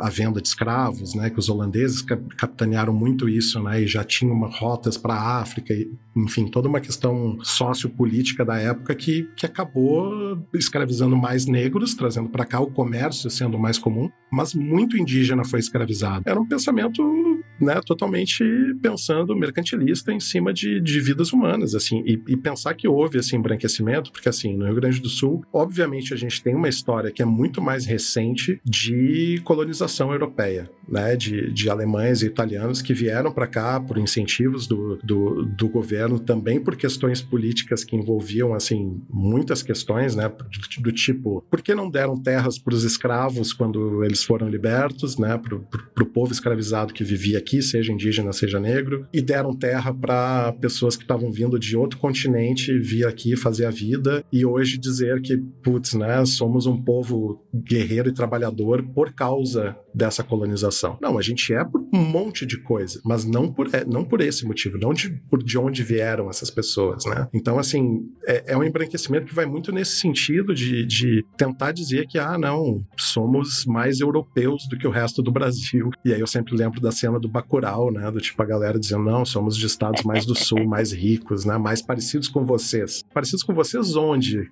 Né? Em que momento? Vocês são latinos. Não interessa que o trisavô de vocês nasceu em Bolonha, né? Bom pra ele. Nem a galera de Bolonha considera vocês, né? Tipo, o que estão falando, né? Exato. Porque meu avô era daqui. Bom, legal. Parabéns, show de bola. Agora, assim, a gente carrega do nosso nome, né? Gaúcho. Existem várias origens para dizer de onde vem o termo gaúcho, né? O que é mais aceito hoje em dia é que isso vem de uma palavra em tupi, que é o guaxu, que virou o gaúcho em espanhol, né? Que é o argentino, o uruguaio, são os gaúchos, e aqui virou gaúcho. E essa palavra, o guaxu, significa literalmente filho de ventre indígena, né? Ou seja, não necessariamente o pai indígena, mas a mãe indígena. E como a Meg estava falando, de muitos casos, né? Enfim, a gente deve estar falando na casa de centenas de milhares de casos de estupros, de violência e de gente, de um povo que foi se formando a partir disso, né? A partir dessa mescla com os indígenas. Então, independente de séculos depois terem chegado europeus aqui, a gente, até pela acepção da palavra, pela concepção da palavra gaúcho, nós somos filhos de ventre indígena, né? Então, somos todos mais brasileiros impossível. Todo mundo tem sangue indígena em algum nível aqui. E é impossível a gente enxergar o Estado como um Estado europeu. Isso não existe. Tem um poema do Carlos Drummond de Andrade que cita essa palavra. Eu sempre imaginei que eu nunca fui atrás da etimologia nem nada nesse sentido. Que cita, se não me engano, o poema é o dos 7 faces, né, do Carlos Drummond, né, que começa com: quando nasci um anjo torto, desse que vive na sombra, disse: vai, Carlos, ser gaúcho na vida. E é muito interessante, né? Que eu nunca tinha parado pra analisar por esse ângulo. Enfim, tô muito culto hoje, hein, gente? Desculpa, eu vou emborrecer o podcast em breve, daqui a pouco. Eu não sei se o Marton tá de acordo da gente entrar no churrasco agora. Nossa, por favor. Tô até com fome. Que horror. Calma aí, então, calma aí. Calma aí, eu trago o quê? É asinha? O que vocês querem aí? Vai ser só linguiça hoje, Andrei. Hoje é só salsichão. Hoje é só salsichão. Então tá bom, né, gente? Então vambora. Então se é pra ir, então vambora. A gente vai falar de uma história realmente terrível que tem muita coisa se desdobrando nela e ela representa muitos dos problemas daquele contexto de Porto Alegre, envolvendo elites, envolvendo misoginia também. Algumas pessoas, estudando recentemente, falam que pode ter um pouco de LGBTfobia. Enfim, vocês me entenderam. LGBTfobia. Muito obrigada. Envolve imigrantes europeus também. Né? Só pra conectar com o que a gente tava falando antes. Ó, o europeu fazendo besteira aqui, hein? Não, mas vai lá, Meg, faz as honras, faz as honras.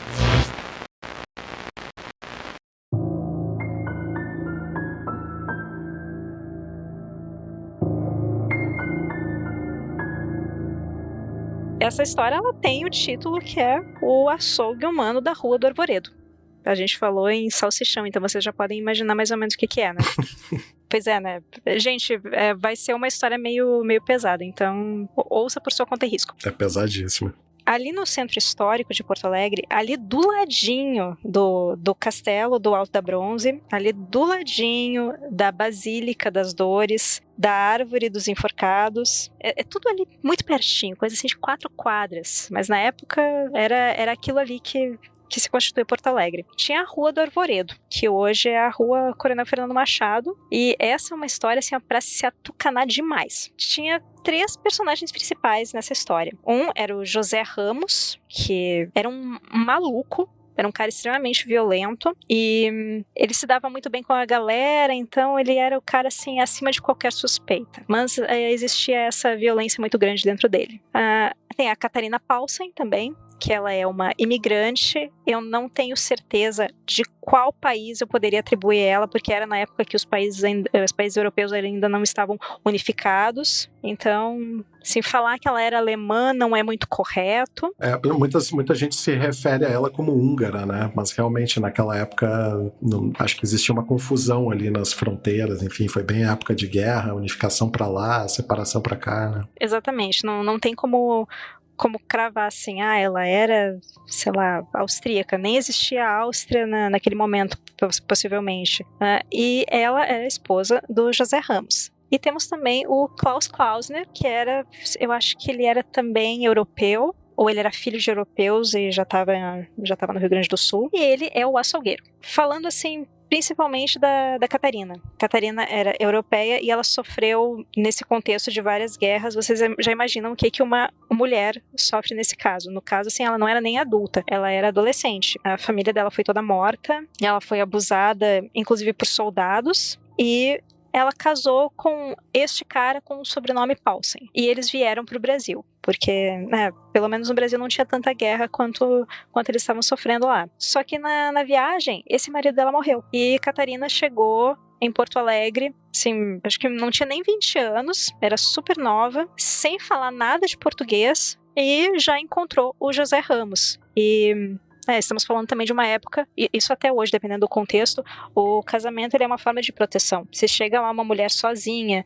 sem renda, e encontra um cara que oferece um mínimo para a sobrevivência dela, isso acabou sendo... Não é que seja benéfico para ela, mas foi o que ela teve que fazer para sobreviver. Era necessário, né, no momento. Pois é, ela já estava vindo de uma situação de guerra, ela assim, dos males o menor. Não estou dizendo que todo mundo tem que se submeter a isso de forma alguma, mas estamos falando aqui de um caso grave, muito específico. Enfim, essas pessoas, elas moravam ali nesse centro histórico de Porto Alegre, e como eu falei antes, Porto Alegre era uma cidade portuária. Tinha trânsito de pessoas que não eram da cidade. E algumas vezes, algumas pessoas sumiam. Mas se não era uma pessoa local, quem se importa com essa pessoa? Essa pessoa não deve ter nem nome. E existia essa lenda de que essas pessoas desaparecidas, elas se tornavam salsichão. Quem matava era o José Ramos, o marido da Catarina, e quem fazia a linguiça era o Klaus Klausner, e ela era vendida para as elites ali do centro. Muito por cima, é essa história. E a Catarina, ela era essa mulher fatal que atraía os homens para eles serem mortos. Só que assim, provavelmente ela era cúmplice. Mas eu acho que é muita responsabilidade sendo colocada em cima de uma mulher tão jovem, tão vulnerável. E assim, se toda acusação tá indo para cima de uma mulher pobre, fudida, toda esgualepada, que nem a Catarina, isso significa que essa acusação inocentou alguém. Não estamos falando só do José Ramos ou do Klaus Klausner, mas será que não tinha alguém ali da elite pedindo pra fazer isso? Mata aquele cara ali e vamos dar um fim no corpo dele, sabe? É uma história que ela é extremamente violenta, mas essa é só a superfície. A gente pode ir um pouquinho além para ver quem da elite estava sendo protegido com isso, por que a culpa caiu tanto em cima de uma mulher, sendo que quem matava era o José Ramos e quem fazia o salsichão era o Klaus Klausner. Enfim, essa é uma história que foi criada muito, muito mais lenda em cima de um fato. Tem até gente falando que é possível que a linguiça nem existisse, e que fosse mais um caso assim de pânico moral entre as pessoas, pra falar assim, tu pode estar comendo uma linguiça de carne humana e tu é católico, tu sabe que tu vai pro inferno por causa disso, mesmo que tu não saiba que eram pessoas, sabe? Inclusive as lendas foram crescendo de uma forma meio com certos requintes de crueldade, assim, né, enfim, existia a lenda de que no momento em que em determinado momento, durante essa série de assassinatos, esse açougue começou a fazer muito sucesso, e as pessoas faziam fila na frente do açougue para comprar a tal linguiça, né? Então, isso fica muito nessa coisa que a Meg trouxe do pânico moral, assim, né? E de certa forma, colocar uma pulguinha atrás da orelha das pessoas que estão ouvindo a história, de dizer, nossa, será que carne humana é viciante ou algo do tipo, né? Ou será que existe algum prazer diferente, né? Será que as pessoas iam tanto lá comprar porque tinha algum gosto diferente e tal? E óbvio, na época, isso nunca ficou provado, que nenhuma linguiça que saiu de lá tivesse realmente, né, restos humanos, que fosse carne de animal misturada com humano ou só de humano, enfim, né? Não tinha como fazer essa verificação e pode ser que a história não seja tão horrível assim, pode ser que ninguém tenha comido, nem comercializado, nem as pessoas comido carne humana, mas também pode ser pior, pode ser que ele tenha vendido salsichão e bife dos mortos, a gente não tem como saber, né? É uma coisa que vai ficar lá guardada e na memória de quem quiser imaginar o cenário que quiser imaginar, mas é uma coisa muito muito macabra e que, de certa forma, mexe com o imaginário da gente, assim. Com certeza. Até pela questão do açougueiro, de a gente pensando na época, é muito fácil a gente fazer esse raciocínio, né? Bom, eles matavam gente pra roubar, eles tinham um açougue, então tu começa a conectar A com B e, bom, daqui a pouco eles jogavam as pessoas no rio, né? Não sei. Mas a conexão é muito fácil de se criar, assim, né? De uma coisa com a outra e botar uma outra camada de morbidez e de curiosidade na história. Pois é, a gente não tem certeza se a história da linguiça de carne humana realmente aconteceu, mas aconteceram mortes.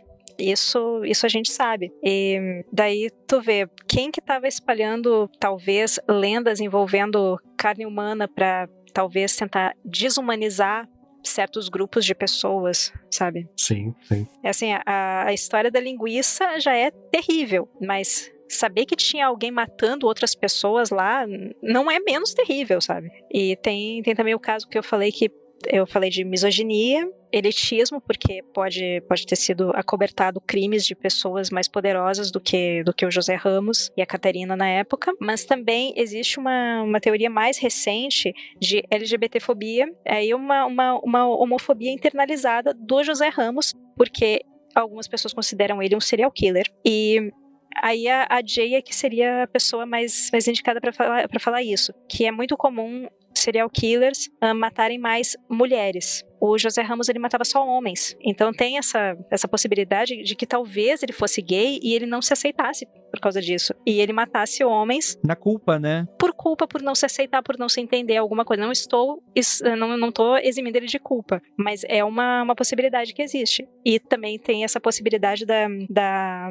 Catarina não ser essa mulher fatal que se falou por tanto tempo, justamente porque ela era uma mulher extremamente traumatizada, ela foi muito abusada e talvez ela se visse numa situação que ela tinha que ser cúmplice. Enfim, é uma história toda horrenda, mesmo que alguma parte dela tenha sido mais exagerada nessa lenda. E também é uma forma de dizer assim, vocês aí das elites aí de Porto Alegre, olha o que vocês estão fazendo, vocês se acham tão melhores do que os indígenas que vocês estavam escravizando, do que essa população escravizada negra que vocês estão enforcando ali no Largo da Forca, e vocês aí estão comendo salsichão de carne humana, cara. Olha aí, nunca mais como um salsichão na vida.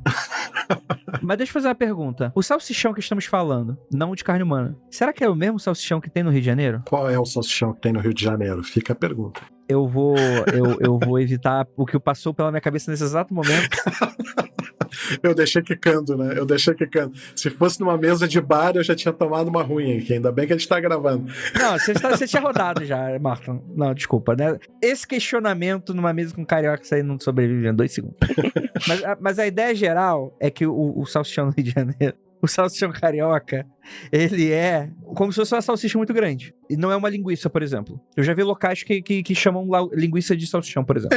Aqui, acho que o nome oficial, se eu não me engano, é linguiça toscana, que a gente chama de salsichão. Tá, então não é a mesma coisa. Que é uma espécie de salsicha mais gordinha, né? Ela não tem a espessura de uma salsicha, ela tem uma espessura um pouco maior e ela é um pouco mais curta que uma salsicha e ela é uma espécie de tripa, assim, é uma conectada na outra, assim, é como se tu, né, pega uma grande tripa de animal ali, vai enchendo de carne moída com tempero e vai rosqueando e ela vira uma grande corrente, assim, com uns elinhos. Esse é o... Sim, não, é diferente. Salsichão gaúcho. Acabei de comer. Sabe aquele clássico de desenho animado que o cachorro pega e sai carregando, assim? É tipo isso. Saquei, entendi. Então fica aí, gente. Tomem cuidado. Comer salsichão no sul pode dar problema. Ou não, né? Ou você vai curtir, vai viciar, vai ser da hora. Né? Mas isso aí.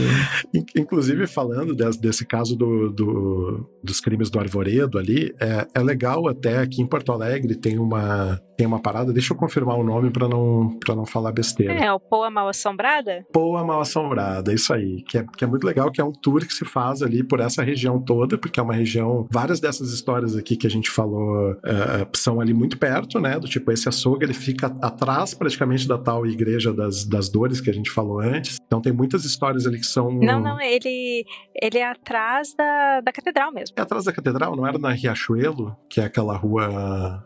de cima? Não, ele é atrás da catedral, que era onde tinha um cemitério também. Atrás da basílica, que é atrás da catedral. Ah, bom. Bom, é próximo também. Não é na rua de trás, como eu estava pensando, mas é tudo no centro histórico de Porto Alegre. E esse tour é muito bacana, que ele é feito a pé até e passa por vários pontos ali. Passa pelo castelo, passa pela igreja, passa por onde era o açougue, né, dos crimes do Arvoredo, enfim. Tem vários pontos ali onde se contam essas histórias e é sempre marcado, enfim. Tem até um Instagram deles que é Poa Mal Assombrada. Dá pra quem tiver curiosidade, acho que vale. É um passeio diferente para se fazer numa cidade que não tem tanta atração turística assim. Para quem gosta do tema, é legal, né? Inclusive, foi fazendo o tour deles que eu consegui, assim, reacessar memórias muito antigas minhas e ver esse outro lado do caso da linguiça humana da Rua do Arvoredo, por esse ponto de, mas será que a Catarina era essa pessoa tão malvada mesmo? Uhum. Também falando um pouquinho do trabalho deles, eles têm hoje um café que fica, se eu não me engano, na antiga Rua do Arvoredo, que é o Café Mal Assombrado, e nessa época de enchentes, que foi essa coisa tão horrível, eles estavam pegando doações, e enquanto foi possível, eles deixaram o café aberto para que as pessoas pegassem água enquanto eles tiveram água e usar o banheiro. Eles fizeram, assim, o possível para ajudar as pessoas naquele momento, e o centro histórico ele foi muito atingido pelas enchentes.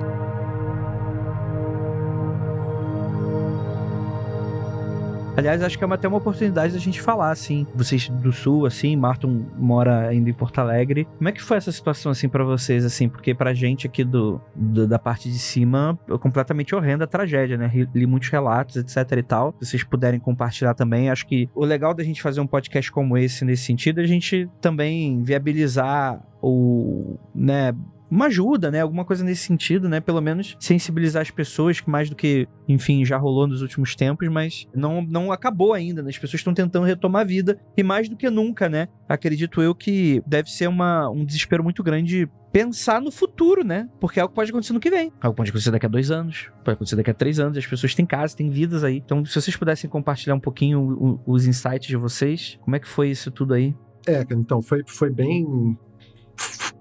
Não sei qual é a palavra exatamente para descrever, assim, mas é aquela coisa que vai caindo a ficha aos poucos, assim, do tamanho do que tá acontecendo, né? Ao contrário de, sei lá, fazer uma comparação aqui que não tem muito a ver, mas, sei lá, o 11 de setembro, sabe? Do tipo, aconteceu e bum. E aqui, ainda mais quando a gente tá vivendo, assim, é uma coisa que vai acontecendo aos poucos, né? E vai piorando, e a gente pensa, bom, uma hora vai parar de chover, e não para nunca. E quando parou de chover, é que Porto Alegre começou a ficar inundada, né? E aí, obviamente, eu vou falar aqui sobre a minha perspectiva de morador de Porto Alegre, né? Eu sei que teve muitos outros lugares muito afetados, né? Inclusive na região metropolitana, que Canoas foi muito afetada, as regiões do interior, enfim. Eu não vou lembrar o número agora, mas é um número absurdo, assim, do tipo, para mais de 70% dos municípios do Rio Grande do Sul tiveram algum tipo de impacto pela subida das águas nos rios, assim. Falou de futuro, é uma coisa que é muito assustadora, porque setembro é o mês que historicamente mais chove no Rio Grande do Sul todos os anos, né? Ano passado a gente teve cidades destruídas, assim, talvez não tenha tido a mesma comoção de passar a fronteira dos estados e chegar com muito destaque em outros lugares, né? Mas tiveram cidades destruídas já em setembro do ano passado, né? Cidades ali, Mussum, Vale da região do Taquari, enfim, cidades que simplesmente deixaram de existir, assim como agora, né? Muitas cidades não existem mais, ou pelo menos não existem mais do jeito que a gente conhecia, né? Vão ter que ter reassentamento de pessoas, serviços básicos vão ter que ser mudados de lugar, enfim. E aqui em Porto Alegre a gente se refere muito ao Rio Guaíba, mas na verdade aqui não é um rio exatamente, né? Ele é uma mistura bizarra de rio com estuário, com lago. Então é uma coisa meio até muito estudada por biólogos, assim, de categorizar o que é o Guaíba, né? Porque o Guaíba ele recebe a água de muitos outros rios, de rios que subiram e que invadiram e destruíram cidades, né? O Rio Caí, o Rio Gravataí, o Rio Taquari, o Rio dos Sinos. Todos esses rios que subiram muito durante esse evento climático e destruíram cidades, em algum momento, quando parou de chover, eles começaram a chegar em Porto Alegre. E aí foi onde começou a parte do caos que eu presenciei mais de perto, né? Então, a gente já não estava mais com chuva caindo de cima, mas a gente tinha chuva descendo de todos esses rios e o nível do Guaíba subindo sem parar, né? E, enfim, muita gente ficou desabrigada, teve muita questão, muita ajuda que veio de fora, né? E acho que isso é uma questão também que a gente tem que rever essa questão do bairrismo, assim, é uma coisa que me incomoda muito, no sentido de a gente sempre se achar esse povo, de certa forma, um pouco mais valoroso, um pouco mais, sabe, que se resolve. Cara, muita gente teria morrido, muita gente teria passado fome e frio se não fosse a ajuda que veio de fora, assim, sabe? Então é uma coisa que, de certa forma, assim, me deixa muito orgulhoso de ser brasileiro, sabe? De ver que a gente não tá isolado, a gente tá aqui no pé do país, mas as pessoas, de certa forma, estão olhando para quem precisa aqui também, estão estendendo a mão quando precisa. Esse foi um sentimento bom que eu consegui tirar disso, né? O resto foi muita gente afetada e, como sempre, como acontece em qualquer tragédia, quem mais sofre é quem é pobre, quem mora em periferia, né? Quem mora em regiões que não tem o básico do básico, são as pessoas mais afetadas por isso sempre, né? Eu tô falando de um lugar de total privilégio, meu bairro sequer chegou a faltar luz no meu bairro, eu fiquei alguns dias sem água, o que, diante do tamanho da tragédia que a gente teve, é nada, né? Então, assim, me sinto numa posição de muito privilégio até de falar, né, de quem estava na linha de frente, de quem realmente tirou gente de barco de dentro de casa, quem resgatou animal, enfim, né? Teve gente que enfrentou isso e teve gente que sofreu com isso, né? E, de novo, assim, para encerrar, para eu não ficar falando 2 anos sobre esse tema, porque é um tema que vem me revoltado muito, é sobre o desmanche e sobre a ineficiência do Estado, eu tenho que me corrigir nisso, porque eu tenho a impressão que essa tragédia aqui vai ser usada de uma forma muito negativa para falar contra o Estado, contra o serviço público e contra os órgãos que deveriam ser responsáveis por isso. E eu acho que o problema não é do Estado, o problema é dos governos, né? E as pessoas têm que entender a diferença entre Estado e governo. O bombeiro, ou a falta deles, não foi o problema nos resgates. O problema foi o sucateamento da corporação, sucateamento de equipamento e tal. Tudo isso aconteceu por causa de um sucateamento muito pior que aconteceu na parte de prevenção. E eu não estou falando aqui nem de prevenção de assim, eventos climáticos atípicos, né? Porque assim como o governador do estado, Eduardo Leite, foi para a TV dizer que foi pego de surpresa, né? Que o governo também tem outras agendas do que o clima, do que os eventos climáticos, do que a mudança climática. Aconteceu em setembro, como eu falei, sabe? Aconteceu há pouquíssimo tempo uma coisa parecida. A gente tem aqui em Porto Alegre, a gente tem bombas que dragam certas partes da cidade. Essas bombas são responsabilidade do DEMAI, que é um órgão público de responsabilidade da prefeitura. Esse órgão, os técnicos, os funcionários públicos, as pessoas que são concursadas, enfim, que trabalham lá para evitar esse tipo de coisa, pediam há tempos coisas simples como a construção de um muro para evitar que uma pequena camada de água causasse curto em determinados equipamentos para que as bombas continuassem funcionando. Esse dinheiro nunca chegou para construir um muro dentro de uma casa de bombas, entende? Então é um nível tal de sucateamento que a gente vê acontecendo aqui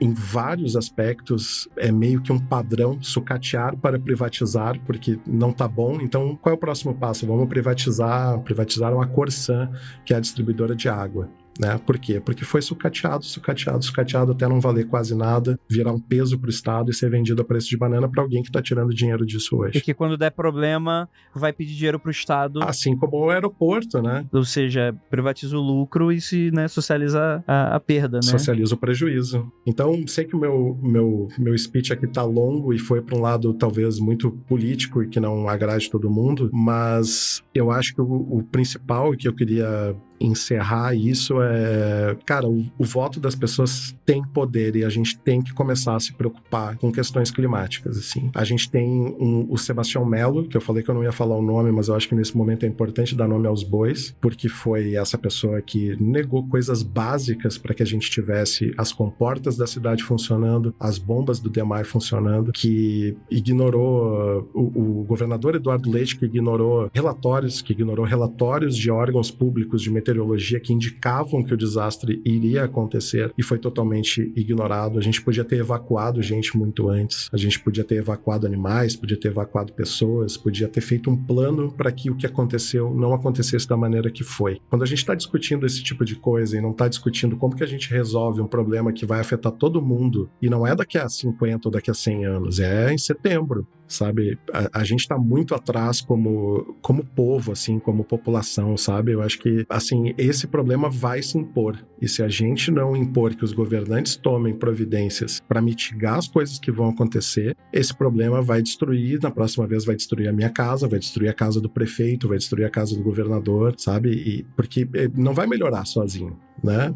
Vai piorar cada vez mais, e a gente tem que tomar atitudes, e o jeito da gente tomar atitude é prestar atenção no plano de governo das pessoas, né? A gente tem um prefeito que não tinha, por exemplo, manutenção no plano de governo dele não havia previsão de plano de governo para catástrofes climáticas. A candidata que foi derrotada nas urnas tinha. E sabe como que o prefeito se elegeu aqui? Dias antes das eleições, ele botou carro na rua dizendo que se a Manuela Dávila fosse eleita, a gente ia acabar como a Venezuela ou como os comunistas comendo carne de cachorro. Hoje a gente está salvando cachorros de cima de telhados de uma inundação porque não houve política pública para mitigar os danos dessas questões climáticas. Enfim, é uma parada que me deixa bastante revoltado, assim, pela maneira como as coisas foram conduzidas, e me revolta muito a gente ver um governador que acha que botar uma skin de defesa civil e botar um coletinho e ir pra TV, tirar foto pra Instagram, tá fazendo grande coisa, assim, sabe? Eu acho que eu só gostaria de deixar, antes de deixar a Meg falar, eu gostaria de, perdão, Meg,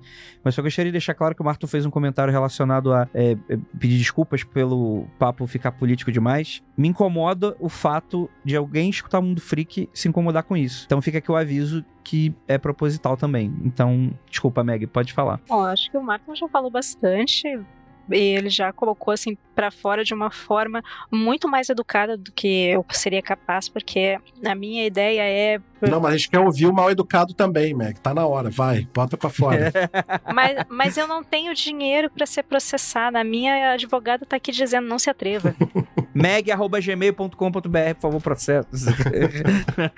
Não me processe, eu não tenho grana, eu só tenho muita raiva e um pouquinho de chimarrão. Mas enfim, assim, no meu caso, os meus pais também foram muito privilegiados, que eles puderam ajudar outros parentes, mas eu tive parentes que perderam tudo. Tem até uma história horrível que aí eu vou dividir com vocês, que uma das minhas primas, ela foi até o asilo onde estava o pai dela, quando começou a encher, porque começou a encher muito do nada, e lá ela encontrou o pai dela no chão, enquanto a água estava aumentando. É esse nível de desumanização que aconteceu em vários locais, em vários contextos. Não importa se a pessoa tinha grana ou não. Eu, por cerca de uma semana, não tive contato com alguns amigos meus. Uma das minhas melhores amigas, eu tava mandando mensagem pra ela por Pix, porque eu não sabia mais o que fazer. E esse é um tipo de desespero que ele não é só pessoal. Eu imagino que muita gente, gaúchos morando fora do Rio Grande do Sul, passaram também de não ter notícia, e o quanto que isso dói, quanto que é não saber o que está acontecendo e a gente não saber como ajudar. E a gente só conseguia ajudar depois com doações. Enfim, eu fiquei por vários dias assim com a cabeça completamente maluca e também bastante cheia de ódio em cima dessas pessoas que o Marton também deu os nomes aí, os baitas dos chinelões. E eu vou ficar só em chinelão porque, né, a advogada aqui tá olhando pra mim com os olhos arregalados. E é realmente uma pauta que é extremamente urgente. O que a gente tá vendo aí que aconteceu no Rio Grande do Sul é uma pecinha de toda a necropolítica de problemas do desastre climático que vão acontecer em outros locais. Não vão acontecer exatamente como aconteceram no Rio Grande do Sul, mas pode ser seca ou qualquer outra coisa extremamente atípica. Só que esse tipo de desastre agora vai ser a vida normal e a gente tem que estar preparado. E uma das formas da gente talvez tentar mudar isso por meio de voto, mas enfim, a gente também tem que se autoeducar. Eu vou dizer uma coisa que eu ouvi de algumas pessoas. Ah, mas que bom que parou de chover agora. Não, agora tá cheio de entulho na cidade, as pessoas vão ficar doentes, nada de serviço público tá funcionando na cidade nesse momento, justamente para dizer que tem que privatizar, e não é assim. É bom que a gente pessoalmente também comece a pensar um pouquinho mais no futuro, senão não vai ter um futuro que seja no mínimo saudável e, sei lá, um pouquinho digno para nossa vida, sabe? Isso que a gente viu no Rio Grande do Sul é só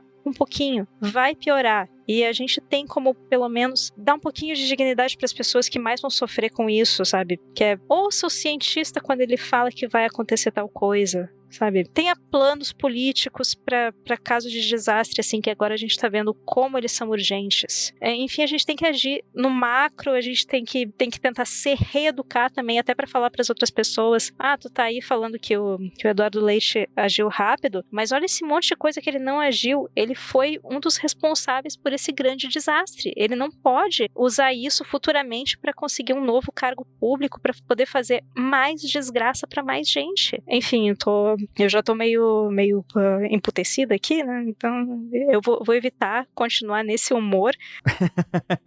E uma coisa, Andrei, que eu botei como que era importante eu falar, eu acabei, enfim, entrando em muitos subtextos enquanto eu falava, mas que é a coisa da diferença entre governo e Estado, né? Porque esse ano a gente tem eleições municipais e prevejo que, né, principalmente aqui, mas obviamente isso deve ser uma pauta em muitos outros lugares, a questão das mudanças climáticas, enfim, e do quanto a gente tem que se precaver com isso. E uma coisa que me assusta muito é um certo discurso de o Estado não agiu, aqui foi o povo pelo povo. Acho isso muito bonito, de certa forma, mas acho que tem muita gente ruim no mundo pronta para usar esse discurso em benefício próprio, assim. Então, peço que todo mundo pense, quando a gente diz o Estado não funciona, vamos fazer nós, quem está ganhando com isso? Quem que está levando vantagem em, daqui a pouco, as coisas que eram para ser responsabilidade do Estado não estarem funcionando, sabe? Não sei se eu estou deixando claro, mas essa é uma porta aberta para a extrema-direita dizer governo não funciona, a gente precisa de outra coisa. E a gente sabe que esse é um discurso que, de sair do discurso para ação, é muito fácil. Outra coisa, neofeudalismo, que porra essa galera tá falando também, né?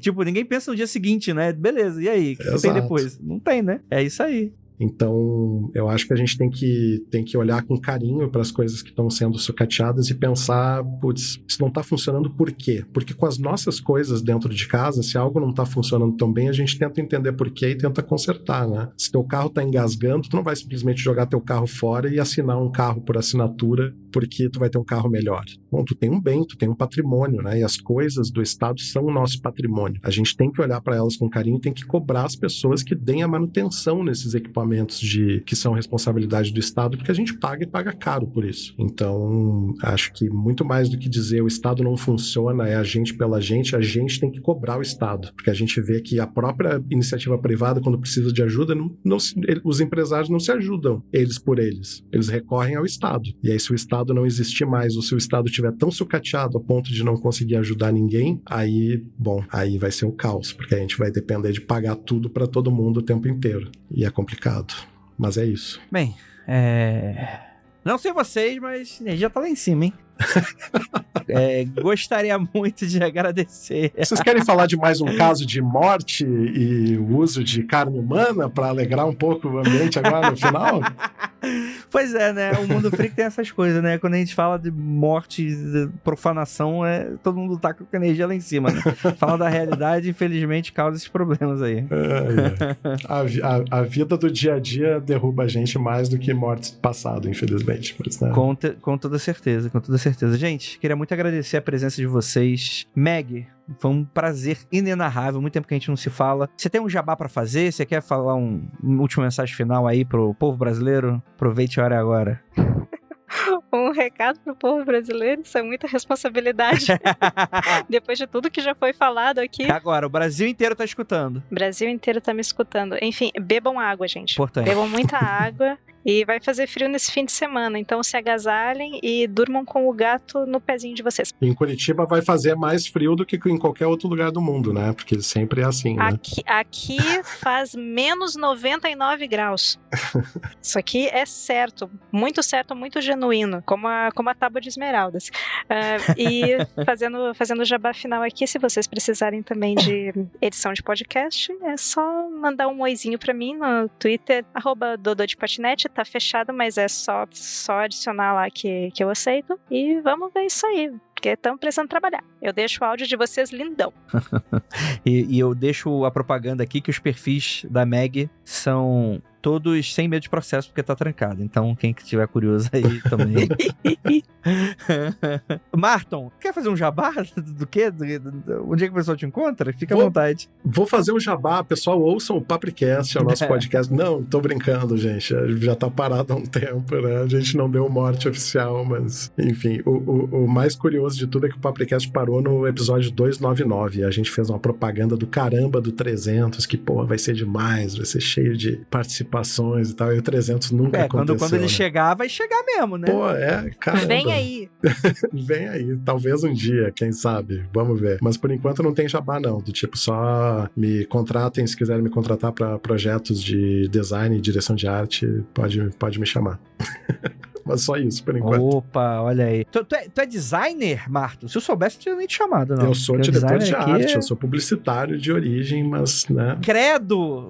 Muito pior. Pior ainda. Cara, publicitário, diretor de arte, eu vou estar te bloqueando agora. Chega.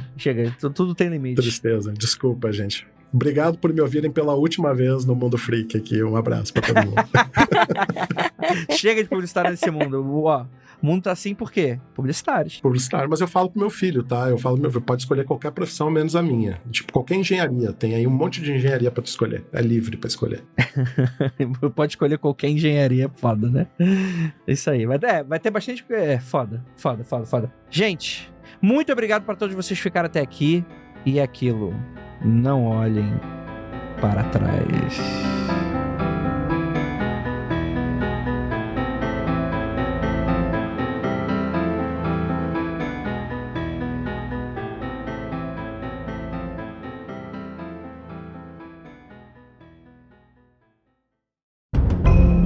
Este programa foi produzido por Paratopia Podcast Storytelling.